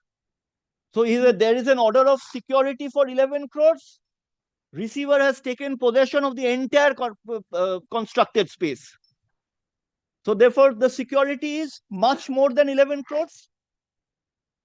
The next order, my lord, receiver is also given that order which your lordship saw. Yes. Also the car parking spaces. So this is now, my lord, the possession. A person whom the court found that he had come with evasive pleadings in respect of an unascertained sum, he has got a monetary security for 11 crores. He has got a security of immovable property for more than 8 flats and car parking spaces which were yet to be sold, fully constructed, and also a huge piece of land which has been injuncted from further construction. I'll just be back. Yes.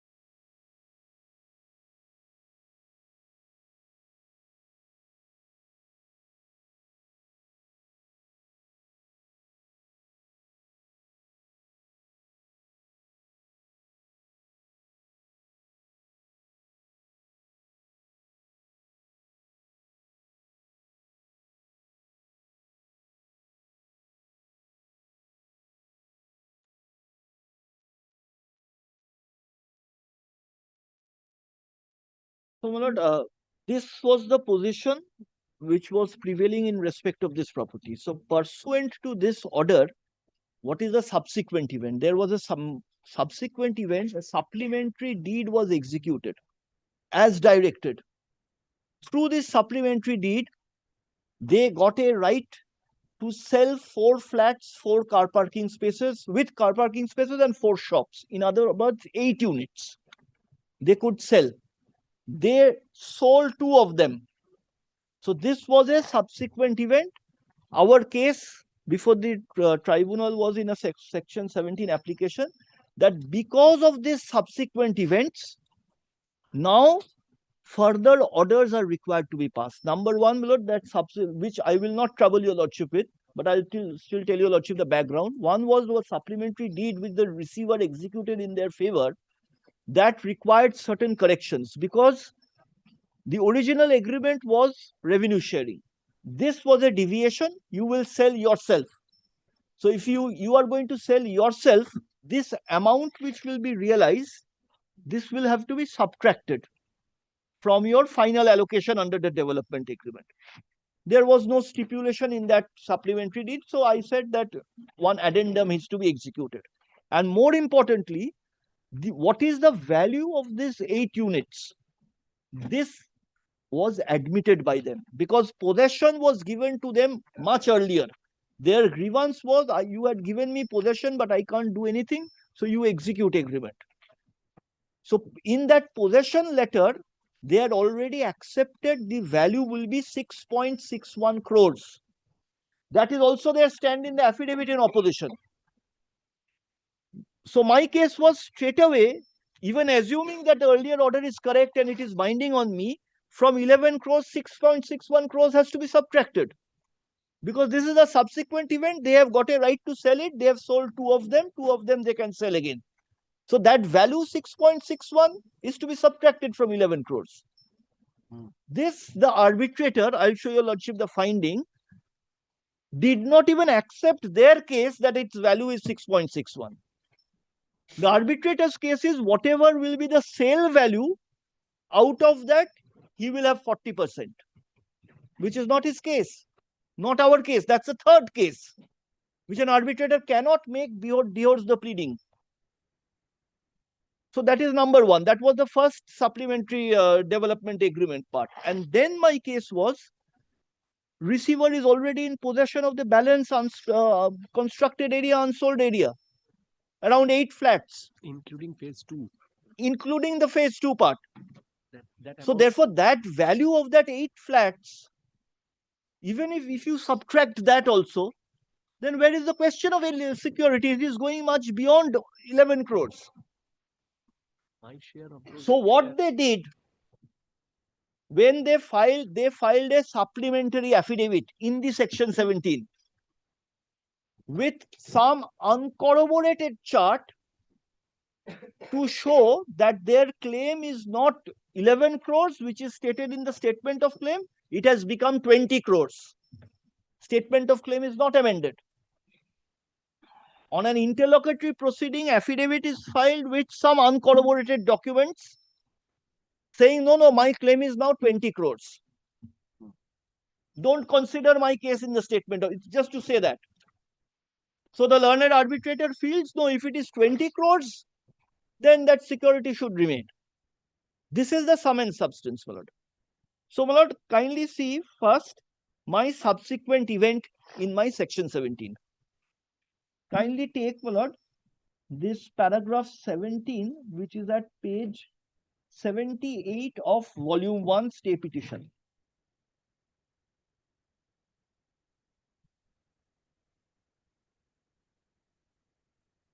Yes. 78 at the top, you will find para 15. In or about month of June 2024, upon conducting a search, the applicant respondent came to know that a supplementary development agreement was executed and registered in favor of the claimant by the learned receiver.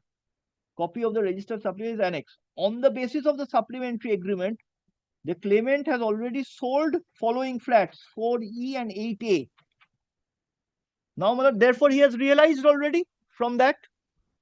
Now, my lord, kindly comes to paragraph 17. it would appear from the averments in the statement of claim that it is the contention of the claimant that the 4 flats with semi-covered car parking space and 4 shops as mentioned in paragraph 56 was taken over by the claimant at the agreed price.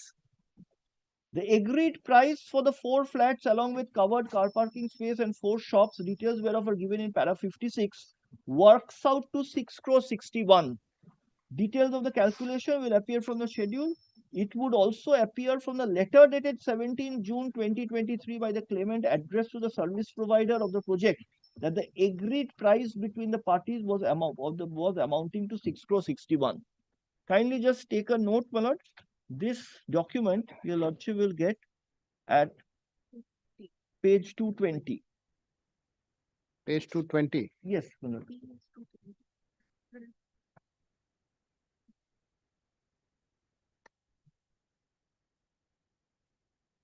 This is Yes. that 6 crore 61. Yes. And it- But it is that volume 2. Yes, Volume 2. Yes. the tabular. Yes, tabular statement is my chart, and then their letter is 221.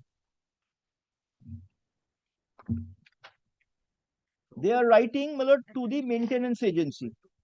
We are in receipt of your maintenance bill. We have to say, please refer the following bill. Then next paragraph, so far these flats are concerned, of which possession letter has been issued with our signature on each possession letter. At that point of time, they had said that so far as this possession letter is concerned, is not sellable, not confirmed by the supplementary agreement by clause 3.9. Then, my lord, next paragraph.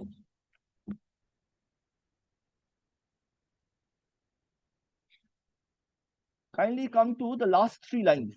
Under the circumstances, sale of other flats and shops could not be effected, for the developer has deducted 6.61 from our share of 40% as landowner, so no maintenance charges payable upon us. Please verify the matter. So 6.61 is the value of these flats, which they say we had already deducted. And this is also their case in the affidavit in opposition filed to the section 17 application. But 241. kindly take, my lord, the affidavit in opposition is at page 241 of the same volume. Volume 2. Yes. 241. Para C. Applicant is no longer entitled to seek modification of the order. Applicant is willful and disobedience of the order. Applicant cannot be permitted to seek reduction of the amount of 11 crore 54 as directed to be paid as security. The claimant is entitled, kindly note this, entitled to at least a sum of rupees 20 crores as if reflecting from the registered title deed executed by the applicant, even after, kindly note, adjustment of 6.61, which the claimant is entitled to receive in respect of 8 units allotted to it. The claimant would be entitled to security amount of 11 crore 54. Right, 263. And 11. also 263. 263. Before that also kindly see 242. So 263 তে একদম পুরো বলছে Para D, 61 কোনো deduction হবে না। last 4 lines.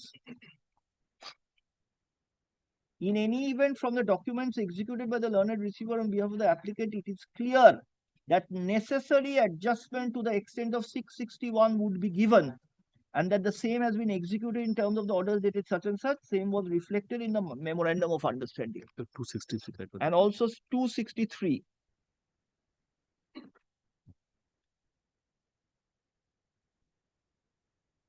Yes. পরেরটা এই যে এখান থেকে 263, just above paragraph 31. Last 3 lines. 4 lines. There is no question of any proportionate reduction of the amount that the claimant is already entitled to receive in respect of the 4 shop and 4 flats. Claimant is entitled to entire sum of 661. So so therefore 661 is the value of those 4 flats and 4 shops. তারপরে সেন্টেন্সটা পড়ুন। The applicant is not entitled to claim any further deduction or any further share from the said amount. Now, I'll show from the arbitrator's finding that this he has held otherwise. Now, my lord, if I come back to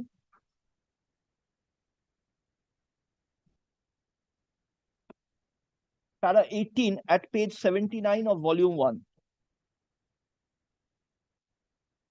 So, paragraph 18, I said, so therefore, from 11 crores 661 straight away minus 11 crores 54 has to be reduced by that proportionate amount. And also, my lord, kindly see, I have also said that if the receiver is in possession of, receiver has filed a report, he has taken possession of 8 flats. 13 flats 13 flats. in phase 1. And So, my lord, if 13 flats are taken by the receiver, I have no control over those. Those 13 value of the 13 flats is also the security for him. এখানে আমার 60% শেয়ারের holding আমি দেখেছি So, my lord, 10.35 crores.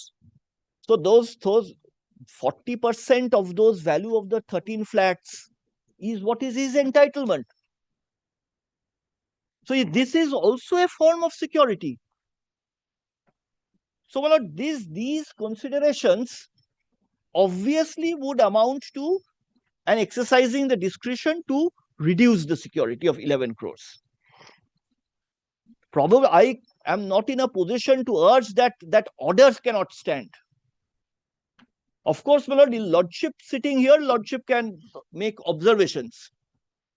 But now, my lord, kindly now come to the finding of the tribunal. I have shown your lordship that in the opposition, he makes a claim of 20 crores, which is contrary to the statement of claim. And in support of this, he annexes uncorroborated documents in the rejoinder. Kindly see, my lord, kindly take the memo of appeal. I have referred to the order. In the memo, order is referred in the memorandum of appeal.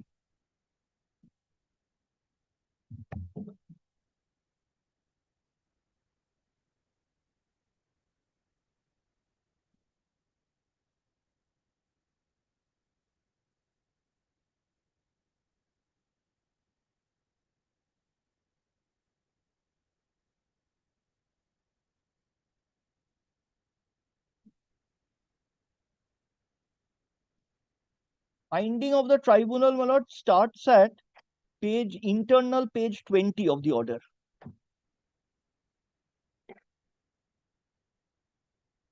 Internal page 20. Yes.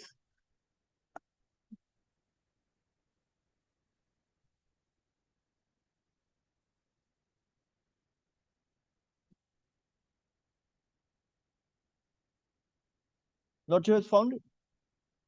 The order for furnishing security was passed by the tribunal on 26 February 2024. The respondent was directed to comply with the direction of tribunal regarding furnishing of security within 1 month from the date of passing of the order. Said order was not complied with. Respondent challenged the order before the appellate forum, ultimately became unsuccessful.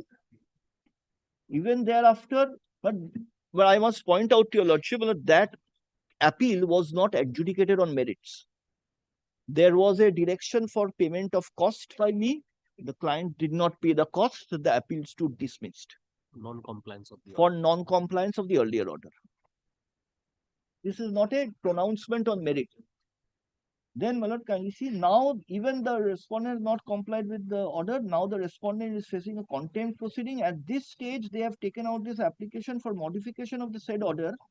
As the claimant now can transfer 4 shop rooms and 4 residential flats which were given to the claimant in lieu of its share towards entitlement under the development agreement. It is true that the claimant now can sell those shop rooms and residential flats, but since the terms of such sale and consideration have not yet been finalized, at present it is difficult for the tribunal to hold the actual sale price for which those 8 units could be ultimately be sold to the purchasers. But we are not concerned with that sale price. It's the value of those units that has to be subtracted. If they get more than 6.61, I will not take a share on that. In my view, the value of those 8 units which have been worked out at 661 may be a hypothetical assessment of the valuation of those 8 units. But such valuation cannot be regarded as the ultimate value of the 8 units. Suppose the sale price is more than 661, then can the additional amount not be appropriated towards the owner's share of the claimant? Yes, if it is. So minimum is 661.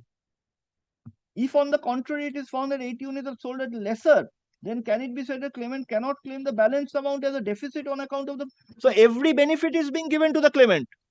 If it is less than 661, he will get benefit of the deficit.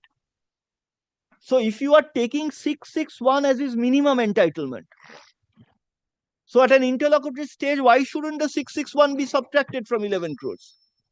When they are admitting. You are, first of all, they are admitting there was no scope for this analysis. It is not open to the tribunal to make out a third case. So that apart, the issue which has been raised by the parties as to whether the entire value of those 8 units can be adjusted towards the 40% share of the claimant in sale proceeds, or only 60% of sale proceeds will be adjusted towards the owner's share, is a debatable issue which is yet to be finally decided after recording evidence. I do not know, my lord, whether where evidence comes. As such, adjustment of entire sum of 661 against claimant's entitlement cannot be allowed. My lord, this is my first challenge. But what is the basis for saying this? Because even if you say, if we go by this analysis, you are taking 661 is the basic entitlement. You're saying if he sells more, he will get more. If he sells less, then I will have to pay him the deficit. So more or less 661 he gets. This is his assessment. So my lord, I say that when claimant has himself assessed and said that this I am entitled to 661, then straight away, and he has got the possession right of sale, he has sold. So automatically it's an adjustment case from 11 crores. Then my lord, kindly see, thus for the time being, even if the admitted payment, that is 373.48,976, plus he is taking 396.68,292 being equivalent to 60% of 661. But this is contrary to the case. Plus 1 crore 50. 1 crore 50 is, my lord, the refund of the security deposit. This is the security deposit amount. Equal to 9 crore 20 is adjusted against sum of 20 crore 13. My lord, this is my question. Where does he get 20 crore 13? Because it is in aid of your statement of claim. Is this claim of 20 crore 13 made in the statement of claim? Even if he comes up by way of a supplementary affidavit, where is the amendment? The tribunal is deciding an interlocutory matter, taking into consideration additional documents which does not find place in the statement of claim. So, my lord, this is the portion, my lord, which I say, and now, my lord, kindly see, in this so-called adjustment, there is no consideration of the fact that 13 unsold flats are already with the receiver. But security either in the form of cash, bank guarantee, property. There are 3 forms. You are secured by way of immovable property, which translates into money, and 40% is your share. Receiver has been appointed, we ordered to cover till date. 24th April. No exercise for sale. 24th April. So long we were being castigated that I was taking steps for sale of the property without your knowledge. But what remains in a housing project, if it is allowed after construction is complete, it is allowed to remain for days together. And why did you appoint a receiver? So that this sale can be completed expeditiously, transparently for your benefit. Lordship will find the minutes of the proceedings. There is not 1 minute will say why the receiver has not taken steps. 7 except casting allegation on me that I have not cooperated with the receiver. What have I to do? There is an order where I have handed over the title deeds to the receiver. What cooperation is required from me for the purpose of sale? So, my lord, you are sitting over immovable property of 13 flats. And car parking. And car parking. Phase 2. So, my lord, if the lowest price which he has obtained for his 4 flats which he has now sold, multiply it by 13. Do not take my price at all. He has himself sold flats after this supplementary agreement. Let him multiply that by 13 flats. So that is the value which the receiver is holding for him. And kindly see, while adding and subtracting here, there is no mention of that. Admitted payment of 3 crore 73, yes. Then 396, this ballot I join issue. My learned friend should also join issue because his affidavit says that value is 6 crore 61. 150 is fine. Then he says it's to be adjusted against 20 crores. Now your lordship will read how 20 crores comes. Kindly see how he has introduced the 20 crores. Supplementary. To the supplementary. Yes. Kindly come to page 17 of the order. Page 17 of the internal page of the order. Well, kindly see my submission and then my learned friend submission. Page 16 of the order. This was my case. Second paragraph at page 16. Mr. Sen further. Yes, further contended that the claimant, while opposing the respondent's present application, cannot introduce a new case which is essentially different from the case made out by the claimant in the statement of claim. He stated that the total figure of 20 crores 39 lakhs as referred to by the claimant, to which 40% share in the sale proceeds, does not even match the claimant's claim made by it annexure E to the statement of claim. He pointed out that in para 15 of SOC, claimant contended that the value of his 40% share in the flat sold by the respondent is 14 crores. Admittedly, claimant has been paid a sum of rupees 3 crores 73 towards his 40% share.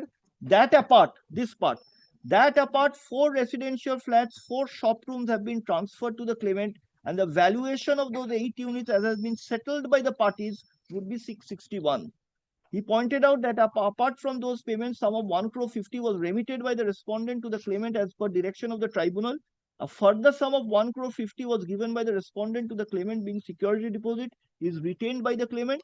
Thus, if payments under those 4 heads are calculated and adjusted towards the value of the 40% share in the sale proceeds, then hardly a sum of rupees 14 minus 13 crore 34, that is 1 crore 35, is payable by the respondent towards the balance entitlement. Then contended that since the receiver is already in possession of 8 flats, flat number such and such, sale proceeds which will be received by the receiver out of the sale of those 8 flats will be sufficient security for the claimant. According to such and such, respondent is not required to follow as per the earlier direction in the changed circumstances, invited to respondent's prayer. Now kindly see their response. Mr. Chaudhary contended it is not correct to submit the claimant for the first time and introduce enhanced claim while submitting supplementary affidavit on 29 January. Respondent right from the beginning till date has not disclosed either the agreement for sale with the prospector or the sale deed disclosing the consideration price. As a result, claimant was completely in the dark as to the actual consideration which was passed for transferring the residential units to the purchasers. The respondent even did not disclose all those particulars of the claimant, despite it was directed to do so by the tribe. Since the actual considered price which was received by the respondent from prospective buyers for transferring the commercial, which was not disclosed with the claimant had to rely upon disclosure made by the respondent. The relevant time of filing of SOC as such claimant had no other option but to quote the figure amounting to 14 crore 73.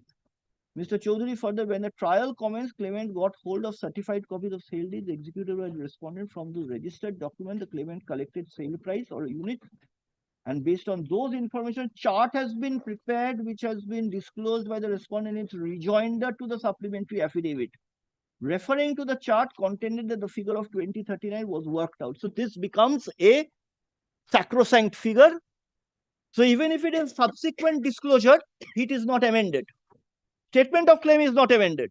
We are at the evidence stage. Their evidence is over.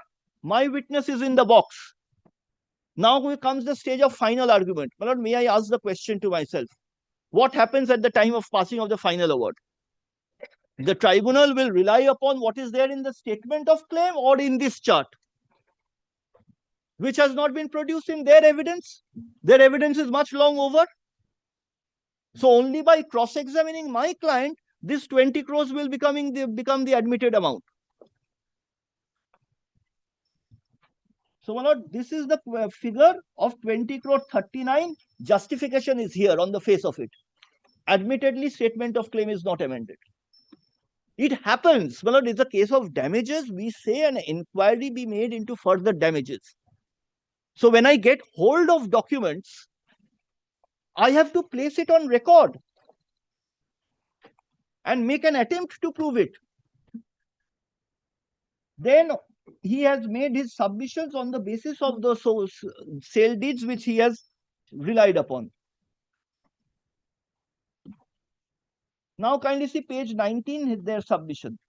Mr. Chaudhary further contended, since the figure of 20 crore 39 being the claimant's 40% share in the sale proceed was worked out from the sale deeds admittedly executed by the respondent in favor of their purchaser, respondent cannot dispute the claimant's entitlement in any way. I will not even get in fact, I had disputed it. It is not that I had left it at there. I had also given detailed calculation. Nothing is there. Chaudhary contended admittedly sum of which 373 was received by the claimant from the respondent. Contended 8 units have also been delivered. Kindly note this line. Contended that 8 units have also been delivered to the claimant by the respondent, and the value thereof was worked out at 661. But the arbitrator feels otherwise. 60% of this 661. He further contended claimant has received a sum of 1 crore 50. Security deposit has already been refunded by the claimant to the respondent. Said figure cannot be adjusted. Thus, contended if the amount of 373, 661 and 150 being total amount of 1184 is deducted from 20. So this is the question. Kindly see their submission and my submission and arbitrator's deduction. We are ad idem on 373, we are ad idem on 150, we are ad idem on 661. There is no mention about the receiver's possession of 8 units and the 13 car parking space. Those are not zero value. 13 units and car No, parking spaces. 8 units. 8 units, so 661. 13 units is in possession of receiver's car parking. So therefore, this is the disparity. We are ad idem on the amounts to be deducted. Learned arbitrator takes the figure of 20 crores. Now this, my lord, falls for your lordship's consideration. Was it justified in taking 20 crores or not? And, my lord, the question of security, the principle of security, my lord. Nothing more, my lord. I will not go into the facts, my lord. This is not a question. I am not going to go into any allegation. I am So you're saying that the 20 crore came from nowhere. It was not the part of the statement of claim. Only from the chart, the next chart to the interlocutory application, which I have dealt with. Then my explanation does not find place. Then you decide. Even at the interlocutory stage, you decide whether 20 crores is right or my explanation. Not a single line about my explanation. I can show your lordship my explanation, which is part of the records. I have filed a detailed reply to that. There is no adjudication. Well, your lordship will kindly see this judgment that, yes, this is a division bench of our court, procedural, that at the reply stage, contents of the reply cannot be considered without amendment of the petition. This is basic proposition, my lord. Yes, AIR 99 Calcutta 321.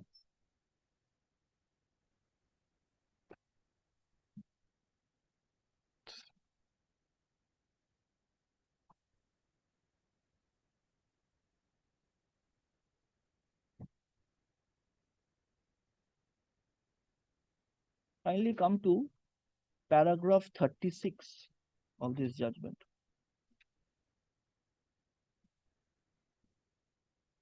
Dear.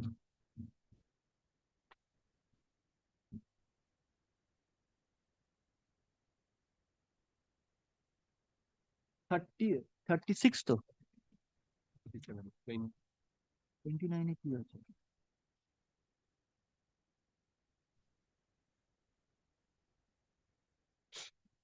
The writ petitions clearly stated that at the time of establishment of the said school, it has two sections, one Bengali medium and the Hindi medium, and only in terms of directive issued by Calcutta University, the Hindi section was to be treated as a separate school.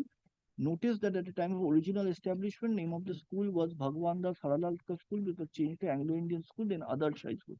It is to be noticed that writ petitioner only in its affidavit in reply took a complete volte-face by stating that his father was a philanthropic Hindi-speaking person and he, along with other Hindi-speaking inhabitants, established a school, namely such and such. The said statements have not been made in the writ application.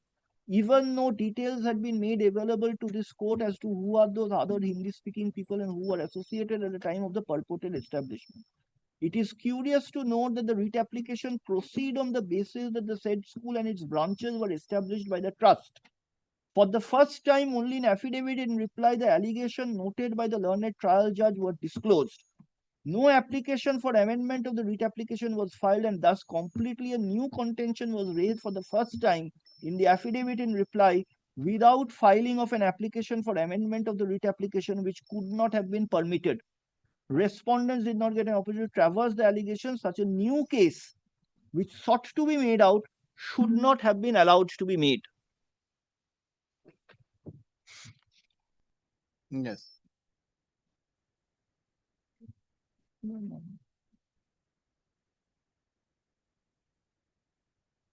Very well, my lord. This is one. Now, my lord, kindly see. আমাদের যেখানে আমরা বলেছি ওইটা বার করো তো আমরা যে স্ট্যান্ডটা নিয়েছিলাম ইন দি সাপ্লিমেন্টারি অ্যাফিডেভিটের পরে তো যেটা আমরা পড়েছি তো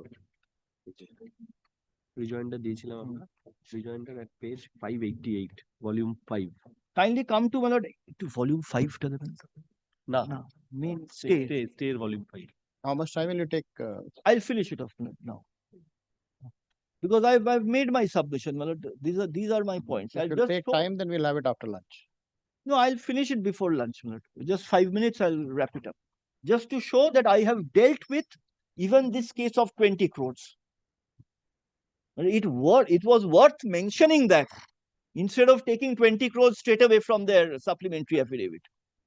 Without prejudice that it cannot be taken or considered, I have mentioned it in my rejoinder, my lord. Kindly see first their supplementary affidavit, page 577. Yes. And that was not given in the affidavit in opposition. Paragraph 3. I have received a copy of the application. I have understood the meaning. I have filed my affidavit in opposition to such application on 16th December. Same had been served upon the petitioner.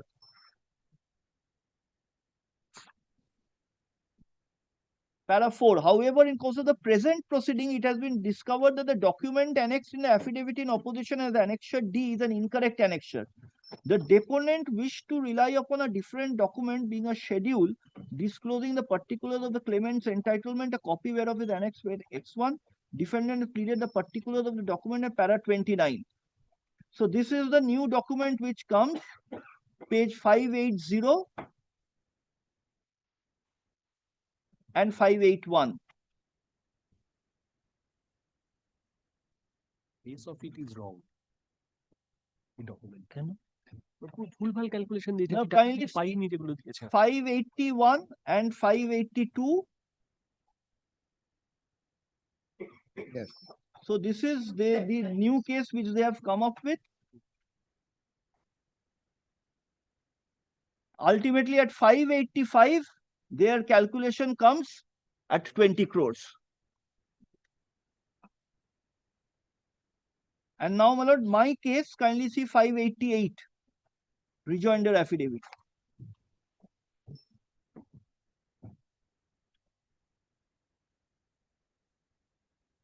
10.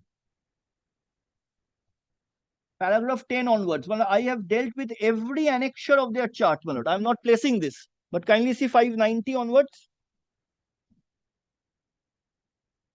Paragraph 10 is dealing with annexure 1. 11 with annexure 2. Kindly see what is my case. They have relied upon 40 crores, which is the gross sale proceeds. From the gross sale proceeds, all statutory necessary had to be deducted. So all these expenses, where is the adjudication of this? Whether it will be 40 crores or it will be after deduction. I may be wrong, but it merits an adjudication. You may hold against me. Then, my lord, kindly see at the bottom of page 590, we have said that on the contrary, we have relied upon a chart exhibited as Exhibit E to the affidavit of evidence, wherein calculation of actual 40% share receivable to the claimant after deduction of statutory other expenses from August to March 23 and paid a sum of and in excess of sum of rupees of which was as per their 40% share. Then payments by the respondent included mutually agreed value of 8 units semi-covered possession of which was accepted by the claimant. Then my lord, paragraph 11 deals with annexure 2. So I am not required to take your lordship to this because your lordship is in appeal. I am only to show your lordship that this has not been considered. First, there were two issues which the learned arbitrator was supposed to decide. Whether this chart could at all have been taken into consideration. If he held, yes, I can take it into consideration, then he would have to go into my defense with regard to that chart. There is not a word on that.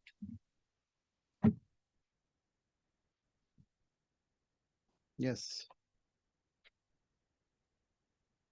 Kindly also see only once, my lord, page 596.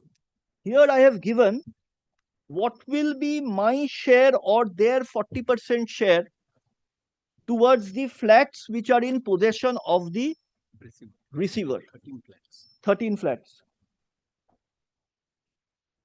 596. Page 596, your lordship, these are the flats receiver has taken possession, 13 flats. Area is 24,071. Yes. So I am saying, well, let us take the base rate. They have themselves sold their flats recently. Much higher rate than this. If that rate is taken or this rate is taken, then, my lord, 60% will be my share, 40% will be their share. Straight away, 40% had to be adjusted from that 11 crores. This is basic arithmetic and mathematics. Then, why I have been saying that because of some acts of my client, whatever, but that is not to be. The court cannot continue on a prejudicial fact, where particularly when an issue of law is being decided. Receiver has taken this. I am not challenged. Receiver had been directed to take possession of the car parks. Yes. On the basis of documents, I showed, my lord, that for the allotment made to XYZ allottee, those have also been taken by the receiver. Those documents were annexed. Then, my lord, in a project which is now being in the process of sale, it is usual that visitors' car parks are maintained. Otherwise, my lord, why will a prospective purchaser come and see the project if he has to go and park his car in the field? So, my lord, so what we had done was some part of the car parking, visitors' car parkings were being allowed, and we had made a statement. We had recorded a statement that you can record that these will be earmarked by the receiver as visitor car park. No one, I will not make any claim on that. It will not be sold. That has also been disallowed. So today, how will the receiver proceed for sale? Who will come and see the property? So these are issues, and this is a commercial matter. So, Lord, my most respectful last judgment, but I'll rely on just one judgment, but in the respect of a security, even in a section 17 code. Yes. Yes, my lord. I'll just refer to one paragraph of this judgment and finish my submission, my lord. This is 2021 SCC Online Delhi 5099. Restrictive parameters of section 17 is mentioned. And in that context, my lord, regarding security, kindly come to paragraph 76 of the judgment. Yes.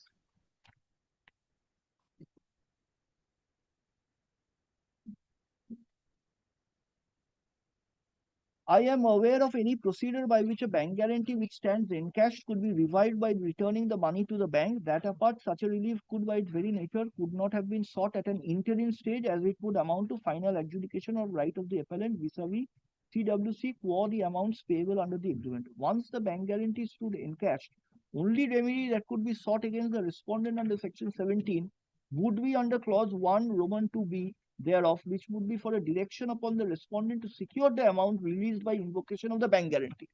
This was what they prayed for, security.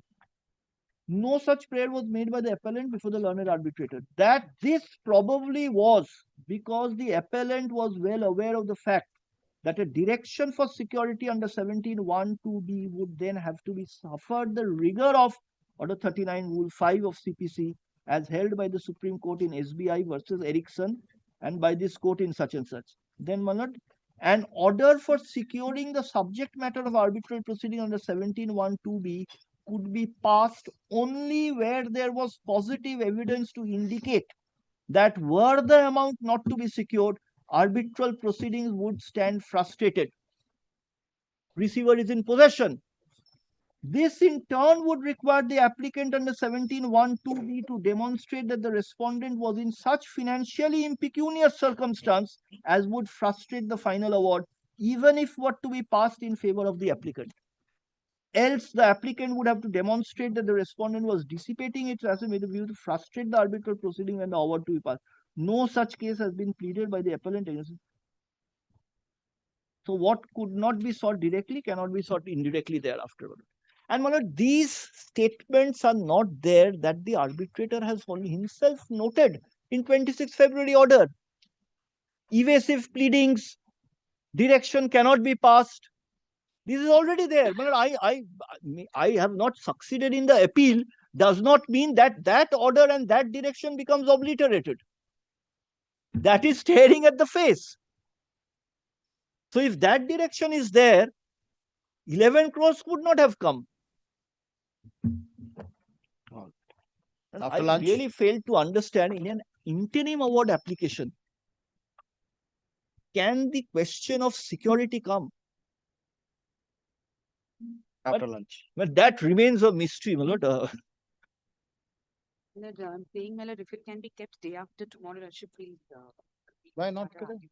Mr. Chaudhary, my lord, is After lunch, tied is not up there? after lunch, and my lord, tomorrow, my lord, I am also not here, my lord. If it can be kept day after tomorrow. Day after tomorrow is Thursday. Good day. Like Friday, then, my lord. Friday, we all have to travel. Yes. Like tomorrow is little difficult for.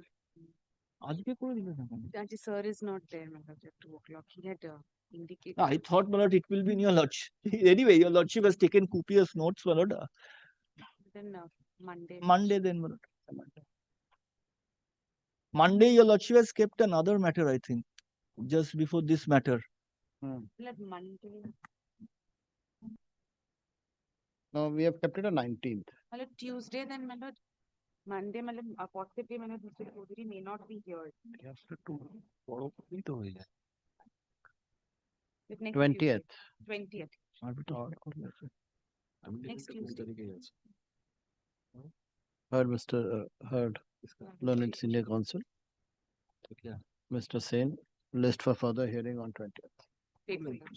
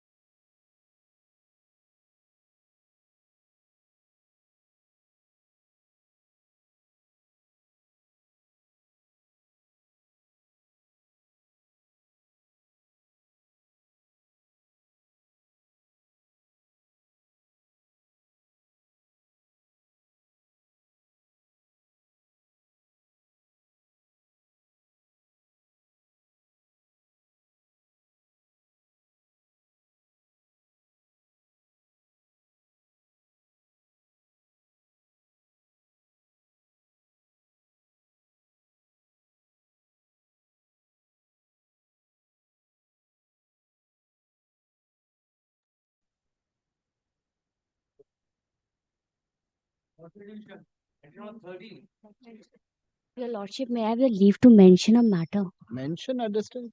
Your Lordship, it's a very small clerical mistake. The order, the appearances have been recorded wrong. To be mentioned. Much to oblige, Your Lordship. I appear for the petition in this My lord, matter. I appear for the respondent. My lord, in this matter, my lord, I am led by Mr. Devraj Shahu, my lord. My lord, he is in some difficulty today. In spite of that, my lord, just one thing, my lord, I want to say, my lord, I am yet to file my opposition to this application, my lord. So, my lord, as a last opportunity, my lord, kindly time be granted, my lord, to file my opposition. This is an I only pray for that, my humble prayer. What is this matter? Lordship, this is an appeal under section 37 against an order passed by the learned arbitrator in an application under section 17, whereby invocation of my bank guarantee has been disallowed. Your Lordship, in this matter, I am led by Ms. Nilanjana Adho. She was appearing online, I think, day before yesterday, on Friday. Today, Your Lordship, she is in some difficulty. If it can be either tomorrow, if it pleases Your Lordship, the matter can be taken up tomorrow. My lord, Let them I file just, the reply. I Let pray, them file. file my. But Your Lordship, their opposition, they have been granted 2 opportunities previously. My lord, as a The last opportunity, arbitration I is humbly pray, my ongoing. lord, as a last opportunity, kindly time be granted, my lord. Learned I'll counsel file for my- the respondent seeks and is granted one last opportunity to file his affidavit in opposition within 2 weeks, my lord. within 2 weeks. Reply if any within 1 week thereafter. List after 4 weeks. I'm grateful, my lord. Right.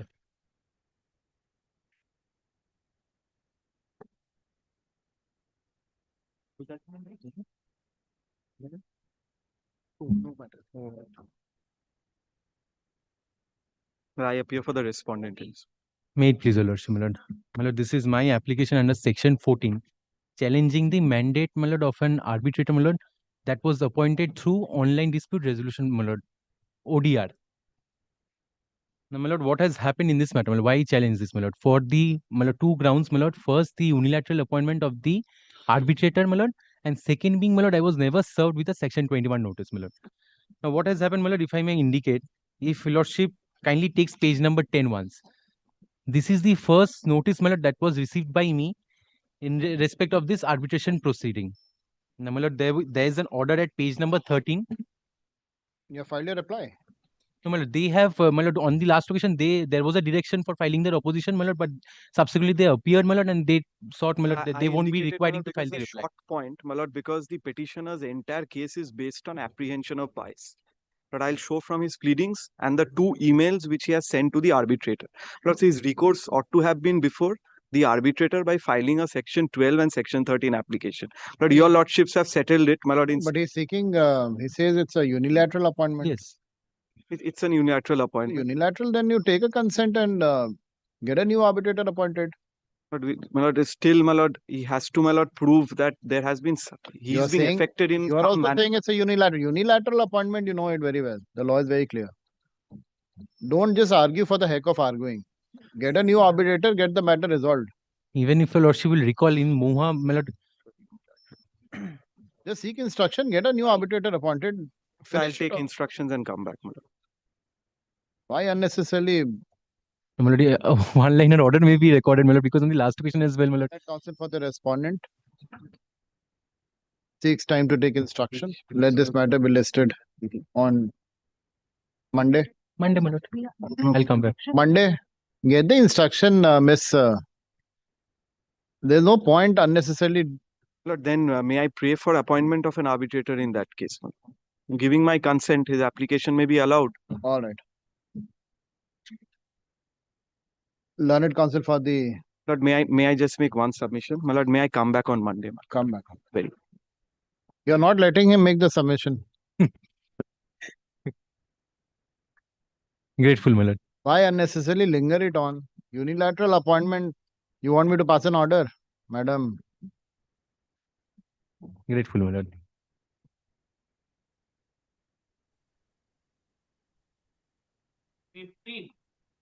Item number 15, my lord, I beg to appear for the petitioner, my lord.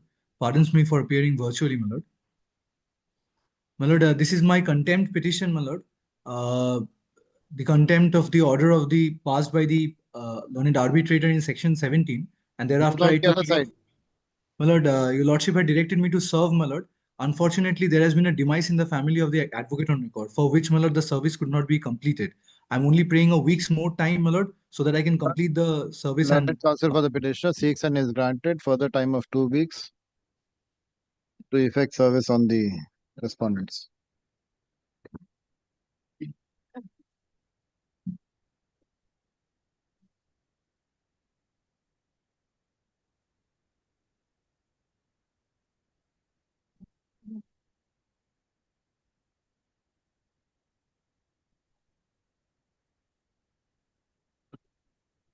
I'm grateful, my lord.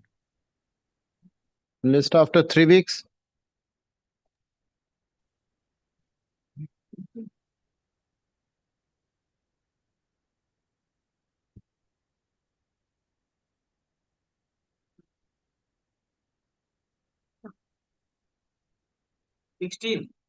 Lordship, I appear for the petitioner. This is my application, your Lordship. May I prefer a short password only for 5 minutes, Lordship? My brief is just Lordship. Only for 5 minutes, Lordship. Yes, she can continue, Lordship. Lordship, this is my affidavit of service.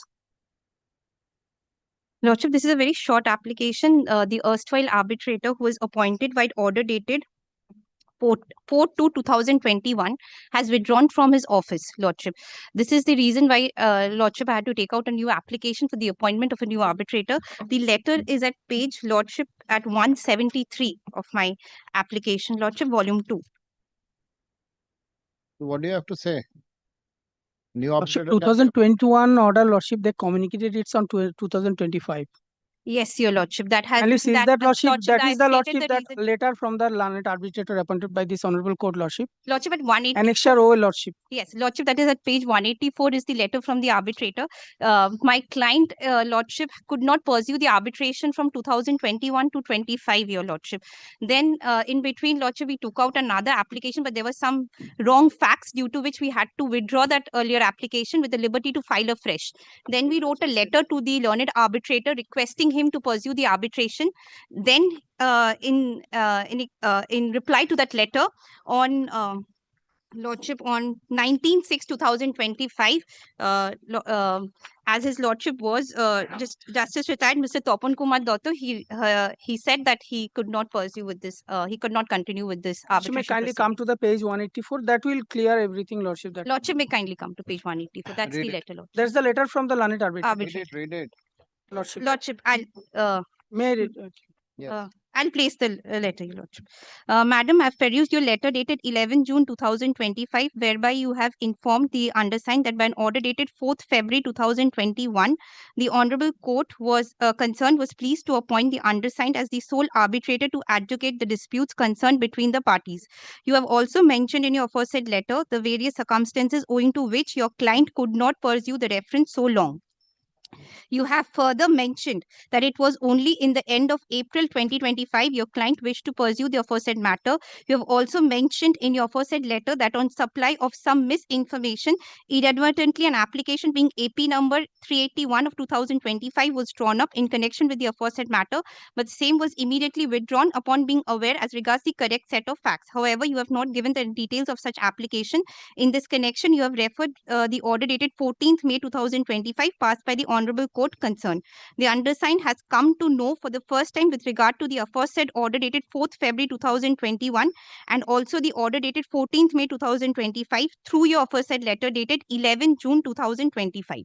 On behalf of your client, you have requested the undersigned to take up the matter for adjudication of the disputes between the parties. However, please note that in the present circumstances, the undersigned will not be able to act as an arbitrator in the aforesaid matter.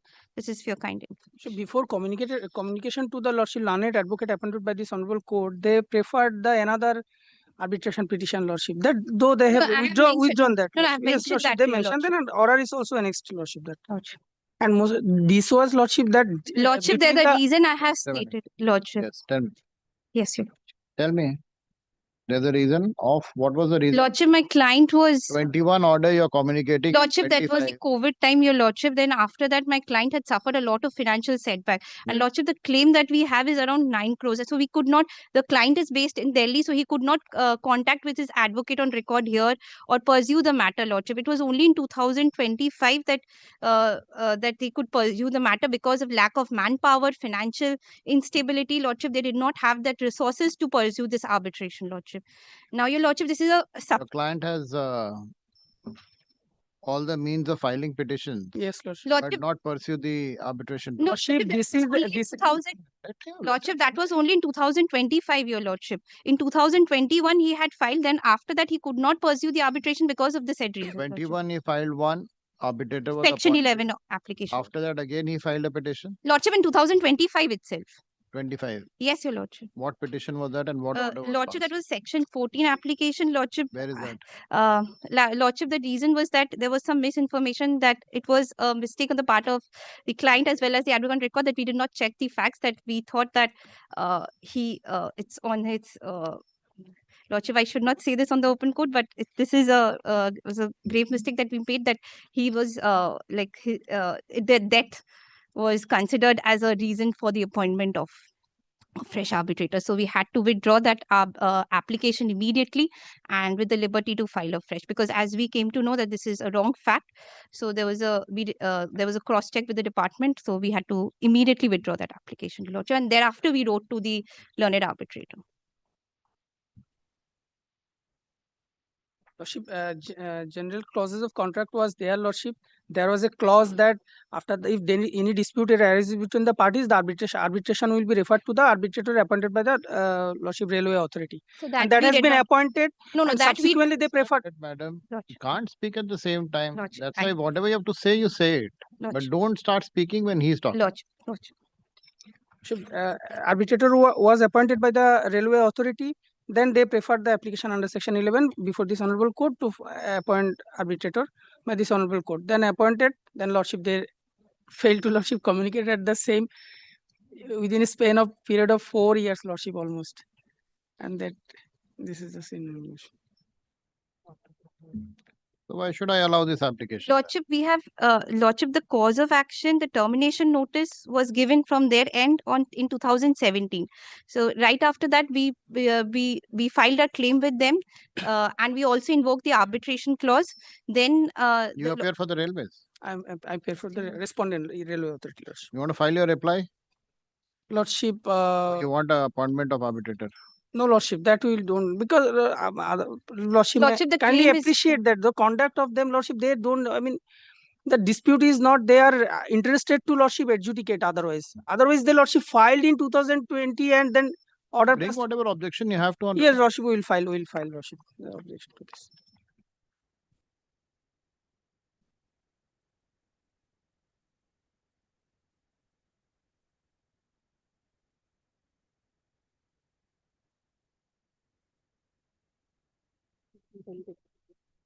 The petitioner has preferred the present application under Section 14 of the Arbitration and Conciliation Act, seeking substituted arbitrator in place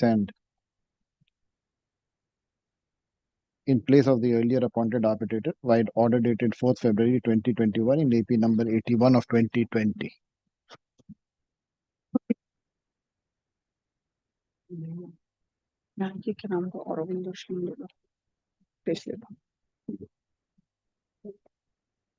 It is the case of the petitioner that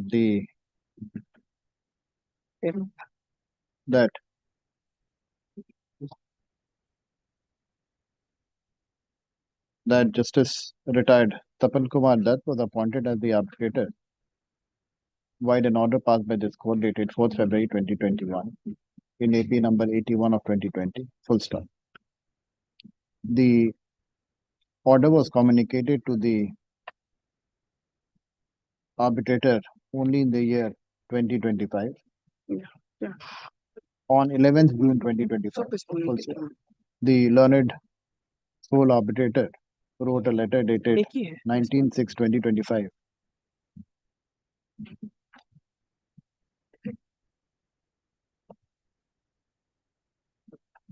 wrote a letter indicating that since the petitioner had failed to communicate the order passed in the year 2021 and had at a belated stage only in the year 2025 had communicated the order of appointment of the arbitrator, he is not in a position to adjudicate the dispute between the parties. Full stop. He had expressed his inability to continue with the arbitration proceedings. Wide letter dated 19/6/2025. Full stop. This is it, right? Yes, yes, Your Lordship. Learned counsel for the petitioner seeks substitution of the arbitrator. In view of the said facts, learned counsel for the petitioner had moved the present application for substitution of the arbitrator. Learned counsel for the respondent states that the conduct of the petitioner has been complacent since the beginning. He states that initially the railways had appointed an arbitrator when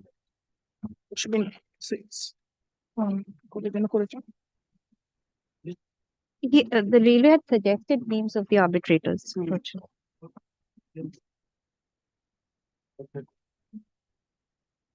learned counsel for the respondent states that the petitioner has not been diligent in pursuing the claim. Full stop. He seeks and is granted 2 weeks time to file his affidavit in opposition. Can it be 4 weeks, Lordship? That 4 weeks to file his affidavit in opposition. Reply to the same if any within 2 weeks, Your Lordship. 2 weeks thereafter. Yes. Rest after 6 weeks. Gratefully.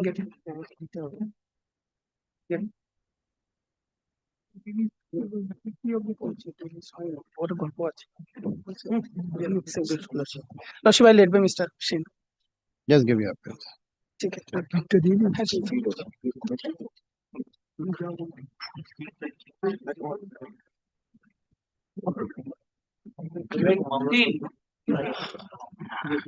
Your Lordship, I appear on behalf of the respondent. Where's the petitioner? The petitioner is Application. no, Your Lordship, I'm for the respondent. No steps being taken. Your Lordship will kindly take up Your Lordship's last order and the order dated 8th of January 2024. Even on the last occasion, Lordship, they were not represented. So Your Lordship had recorded an order that no one is appearing. And if Your Lordship kindly takes up 8th of January 2024 order, they were to take steps to file it in the commercial division, which they have not. None appears for the petitioner. Which may kindly dismiss it for. Even on the last occasion, i.e. 7 January 2026, none had appeared on behalf of the petitioner. Full stop. It seems the petitioner is not interested in pursuing the present petition. The same is dismissed for default. Item 19 is the section 34. Same order if Your Lordship so pleases.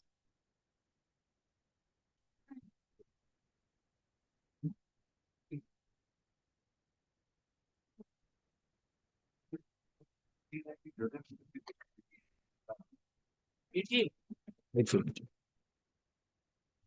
Hey, sir.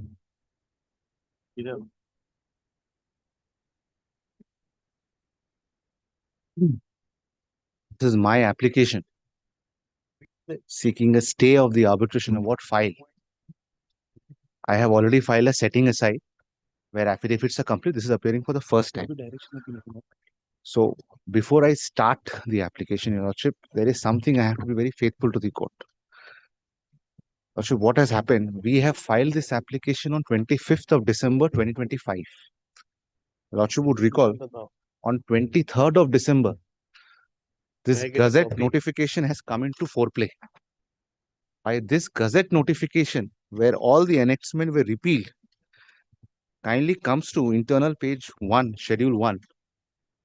The Arbitration and Conciliation Amendment Act, which was notified and inserted in January 2016. Lordship, I am at internal page 3. Internal page 3. Yeah, internal The page schedule. 3. Yes, the schedule, right? Schedule, yes, the first schedule. It says 2016, Your Lordship, 1, 2, 3, 2016, the first three, Arbitration Conciliation Amendment 2015. This is that Amendment Act by which the 36 to all other schedules have been inserted. Now, this notification has been repealed. So the entire act has been repealed on 21st of December 2025. So I filed this on 23rd of December. So while it's certain amount of confusion, I also have to look back, because when my junior briefed me and it came to my knowledge, I wanted to place it before Lordship, because if this is the position, then it puts me back to the reverse. And the moment Then 34 is like automatic stay? Yes. So Let me also that's the consider. reason. While they may take time for filing affidavit in objections, I just want this, because I do not want to withdraw, but this has to be Decided. decided. Lordship has to decide it. Let me, he has given it, my lord. Whether it goes in entirety or, my lord, part of it, my lord. Can't be. Can't be, my lord. Because kindly see internal page 1, that's gone, and there is another internal page 2, the 2021 amendment by which in 34 the ground of fraud, unconditional, that has also been repealed. Although there is a saving provision in the repeal act, but I have filed my petition after the saving provision, after the repeal act came into foreplay. So on that day I could not have even filed it. This is Before, my lord, challenge, my lord, subject to correction by my learned friend, is prior to this. So his 34 times expired prior to, my lord, 21st December 2025. Yes. How much it will affect, my lord? This is 31. So, but this is my 36-2 which 36 gives me. is an offshoot of 34. 36 So is an cutoff offshoot of. date is 34. So 34 is before. So let me also check and come back to you. All right. Because he told me we are outside. Because I'll be very candid. 36 is an offshoot of 34. It's absolutely 120 days is the cutoff date. So 120. whether that will at all govern this or not, that's will not the case. He in fact indicated to I indicated because the moment there are two dichotomous situations. 34 I filed within this. So I have filed it, he has put in execution. I have to only apply for a stay in a 36-2, I get this. That position has gone. So what the position is that I have filed my 34, I enjoy a It does not have a retrospective effect. So cutoff date will be the date of 34. Or the date of award. Or That the is date what of- I feel, but take instruction to come. I'll take instruction. Senate Council for the Parties seeks an adjournment. Let this matter be adjourned to. Keep Lordship Only- keeps it next week. Your Lordship, their execution is the 29th. Kindly keep it next week. We'll argue it out or we will have that. All right, we'll keep it next week, 27th. Along with my 34, that will be easier then. 34 will not, Lordship will not hear our position. We hear out 34. We'll see on the 27th. We'll see. 27th. Grateful, Your Lordship. Great. But I wanted to be very candid before I press this. That's the reason I said. There is a difficulty on that side because the cutoff date is prior to that. 21st of December 20. No, but it can't be. But let me check out, Millard. He told me, Millard. Can't. Since we are appearing together in many matters, Millard, he indicated. Grateful. Great.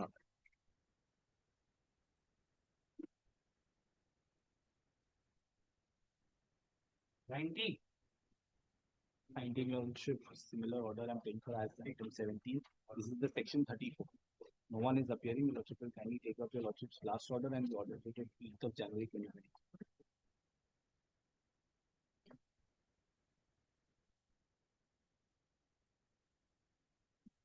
No steps taken to MSME. Lordship by not even admitting, and they're not even taking any steps.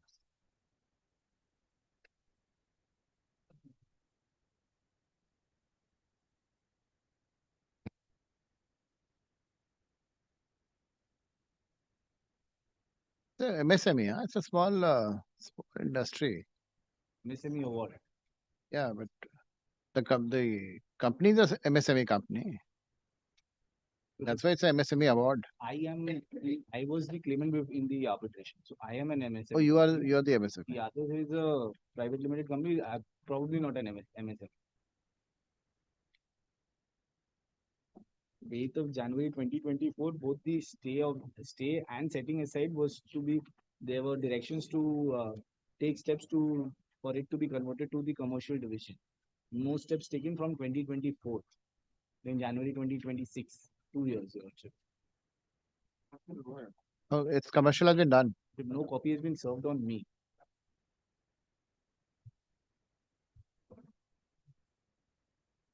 It's been done. It's on the commercial side. If no copy has been served on me and your lordship is aware for the 34 to be won, they will have to secure that amount. Let's not dismiss it for default. 17, we'll keep it both the matters. Lordship 17, your lordship has already dismissed for default. That is their section 36. That's 36 too, right? Yes, your lordship. This is the Oh, let's keep both the matters together. Lordship, Let on me the- give my one more opportunity. 17, strike it down. I would We'll humbly keep- request, because your lordship, no steps taken, no copy served on me. Let's and- give one more opportunity. In the interest of justice, 17 will be linked. In the interest of justice, adverse orders are deferred. Let this matter be listed after 2 weeks. Lordship kindly records the non-appearance. None appears for the petitioner. Dono matter में none appears for the petitioner. In the interest of justice, adverse orders are deferred. Let this matter appear after 2 weeks. We'll keep it after 2 weeks.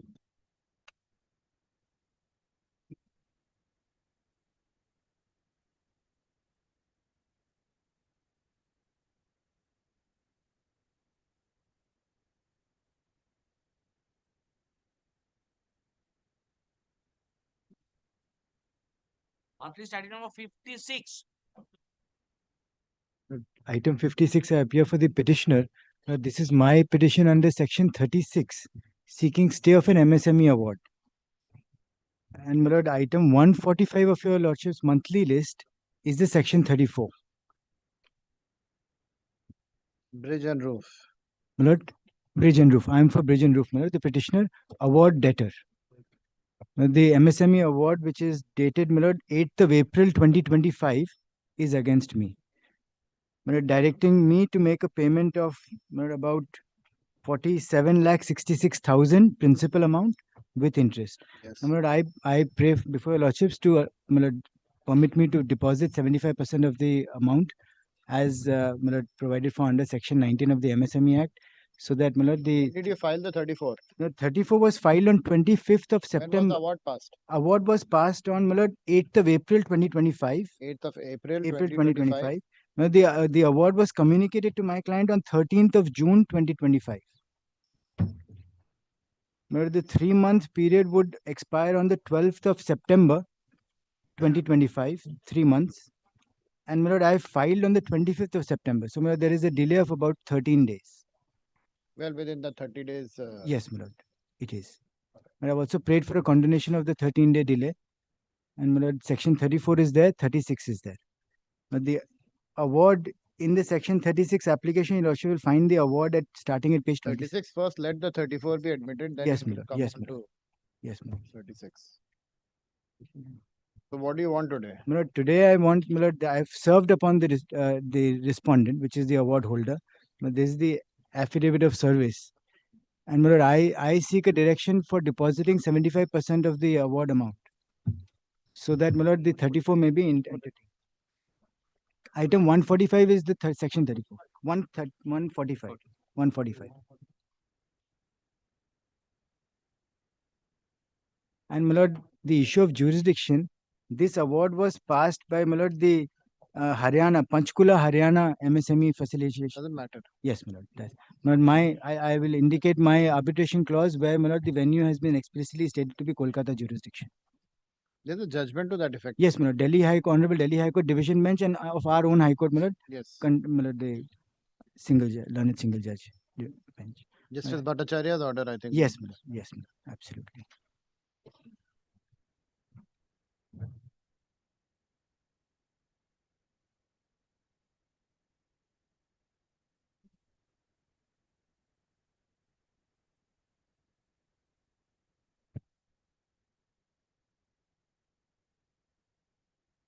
The order passed हुआ दिखाना. The previous order है. Is it fresh? My lord. Any order which has been passed earlier? No, my lord. This appearing for the first time.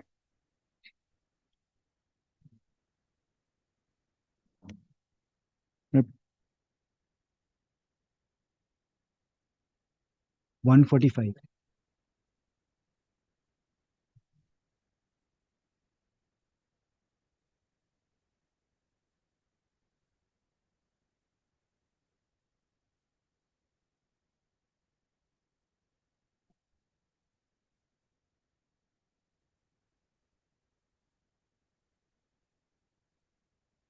In annexure P1, Yes, my lord, page 35. appended with the said petition wherein the name of the claimant is not tallying with the name of the respondent,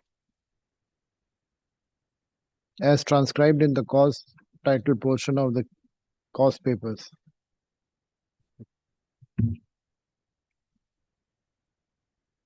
There's a note for defect. I did not notice that, my lord. You're the defect. Hearing of it. Take down. Learned counsel for the petitioner. The present petition has been filed under section 34 of the Arbitration Conciliation Act 1996, seeking setting aside of the award dated 8th of April 2025. 8th of April 2025.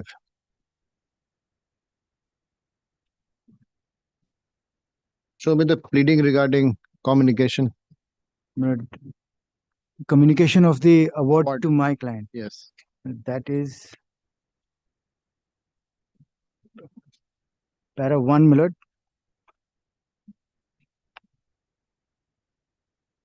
Para 1, award dated such and such. A copy of the impugned award. My lord, I'm reading 7th line from the Annexure bottom. P1, huh?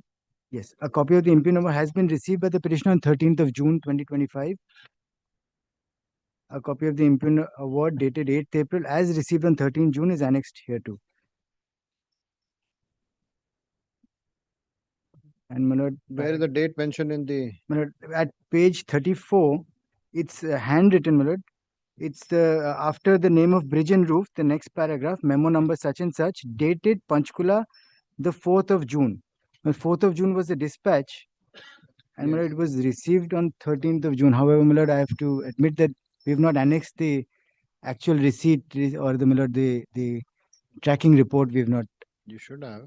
Yes, my lord, I understand, my lord. I had asked that question also, but even if I were to take, my lord, 2 days from the date of my lord, dispatch, even then, my lord, my submission would be that I am within the 30 days of extension. But even my submission is 13th of June. Even if I take 7 days prior, even then, my lord, I would be within the 30 days grace period. But you filed an additional affidavit. Very well, my lord. We shall do that. Calico. Petitioner has preferred the present petition under section 34 of the Arbitration Conciliation Act, challenging the award dated 8th of April 2025. Full stop. Learned counsel for the petitioner states that he has received the award on 13/6/2025. Full stop. He seeks and is granted time to file the additional affidavit, bringing on record the document to support his contention that he had received the award on 13th of June. 13th of June 2025. Let this matter be listed. Seeks and is granted 1 week time. Let this matter be listed after 2 weeks. We'll allow it. You just Yes, file it. we shall. And my lord, the correction of the cost title, my lord, has You given. do with the department. Very well. Grateful.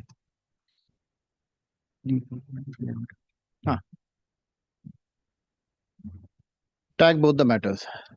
The 36(2) mein likh dena. Deeply obliged, my lord. Let this matter be listed along with that APO. AP number 837. 837. 36(2). That's 56. 2 weeks. That's item 56. This was that 140. What was the number of Item 145 is the 34. this? ये 145 first order है और 56 में लिख देना tag along with APA. Grateful, my lord. We'll give it after 2 weeks. Very well. After 2.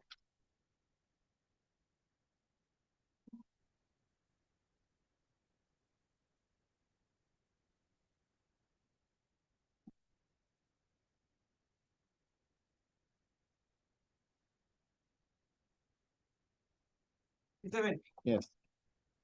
Your Lordship, I am appearing for the petitioner. Your Lordship, item number 57 and 58, they are concurrent applications. And although there are two awards, but the same proceedings was done for the 2 separate awards.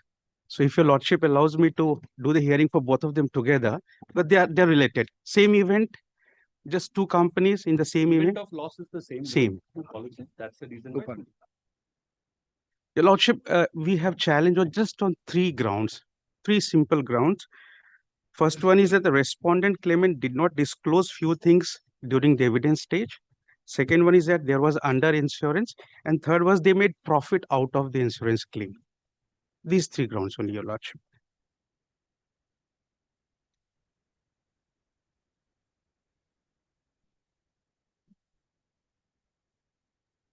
Your Lordship, with your kind permission, because there are two claims, I have made a table just for the sake of comprehension. I'm just handing over this.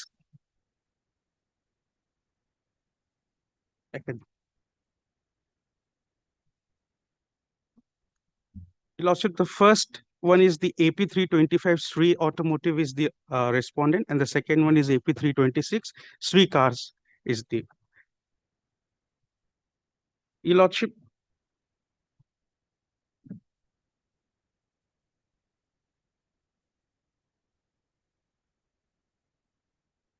both the companies had taken special peril policy for fire and special peril policy.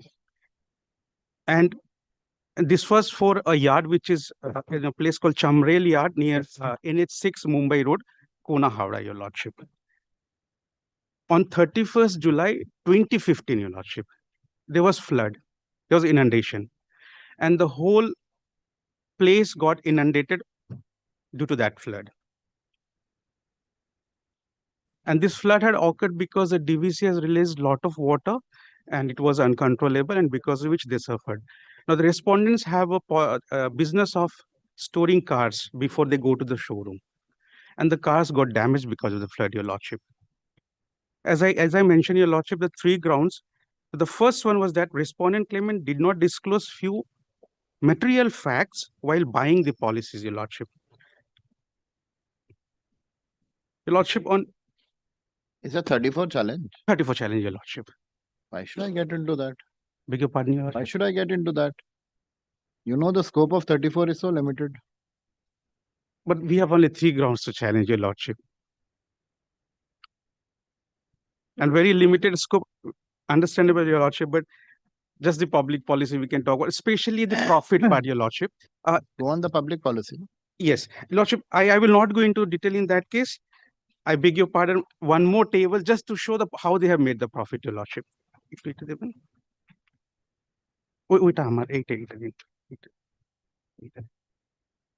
But I have no objection with respect to the first chart. But with respect to this chart, an explanation is added to the award. I do not mind, but this cannot supplement the award. Not at all. No, obviously not. We can't even consider this. But Your Lordship, just helping him in arguing the matters, just to prove his point. Very feeble points, Your Lordship, understandable, but the profit portion is something which is very critical, Your Lordship. We have taken example of one of the car models, Your Lordship. Your Lordship, on the D column, the invoice price, which means the price that is shown on the invoice when they have bought the car, is the first one is 8,51,997. After damage, they sold the car for 5,86,410 rupees. And on the same car, they got from the insurance policy as claim 4,940 rupees. So total money that they made out of the car is 9,87,350. So there is a difference of 1,35,353. Wherein they are making the profit out of the insurance claim, Your Lordship. Same with the other model car as well. This is just an example. How did they make any profit? Because they paid 8 lakh. Price the sell in the. They bought the car for 8,51,997, Right. but they sold the total amount that they got from the car for the car is 9,87,350 rupees. Not 9,87,000. Yes, Your Lordship. They sold it for 5,86,000. 410 rupees, and on the same car, they Yes. got the insurance claim of 4,940 rupees. Yes, that's the insurance amount. Yes, yes, Your Lordship. Insurance amount would have been on the actual price of the car, 8,51,000. Yes. So when we club both of them, like they have sold the damaged car as well, and they have claimed the insurance claim. So total money that they have made out When of did that. they take the insurance? They took the insurance before the damage, right?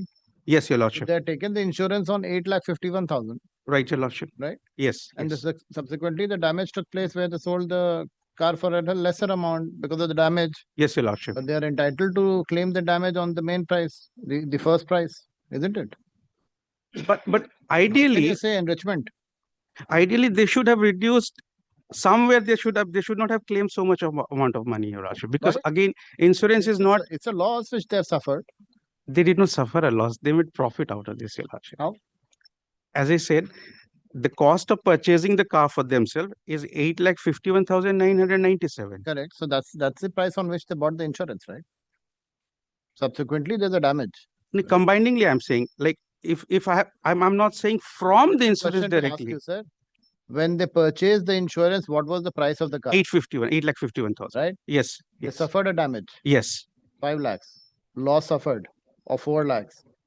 Right? Right. That gets from the insurance. How there's enrichment or illegal profit which they have earned? Enrichment from selling the car? No. Insurance claim they've got 4 lakhs and they're selling the car. So total money they have got for that car which they had insured is more than what they have paid for the car. So they are making the profit there. Anyway, yes.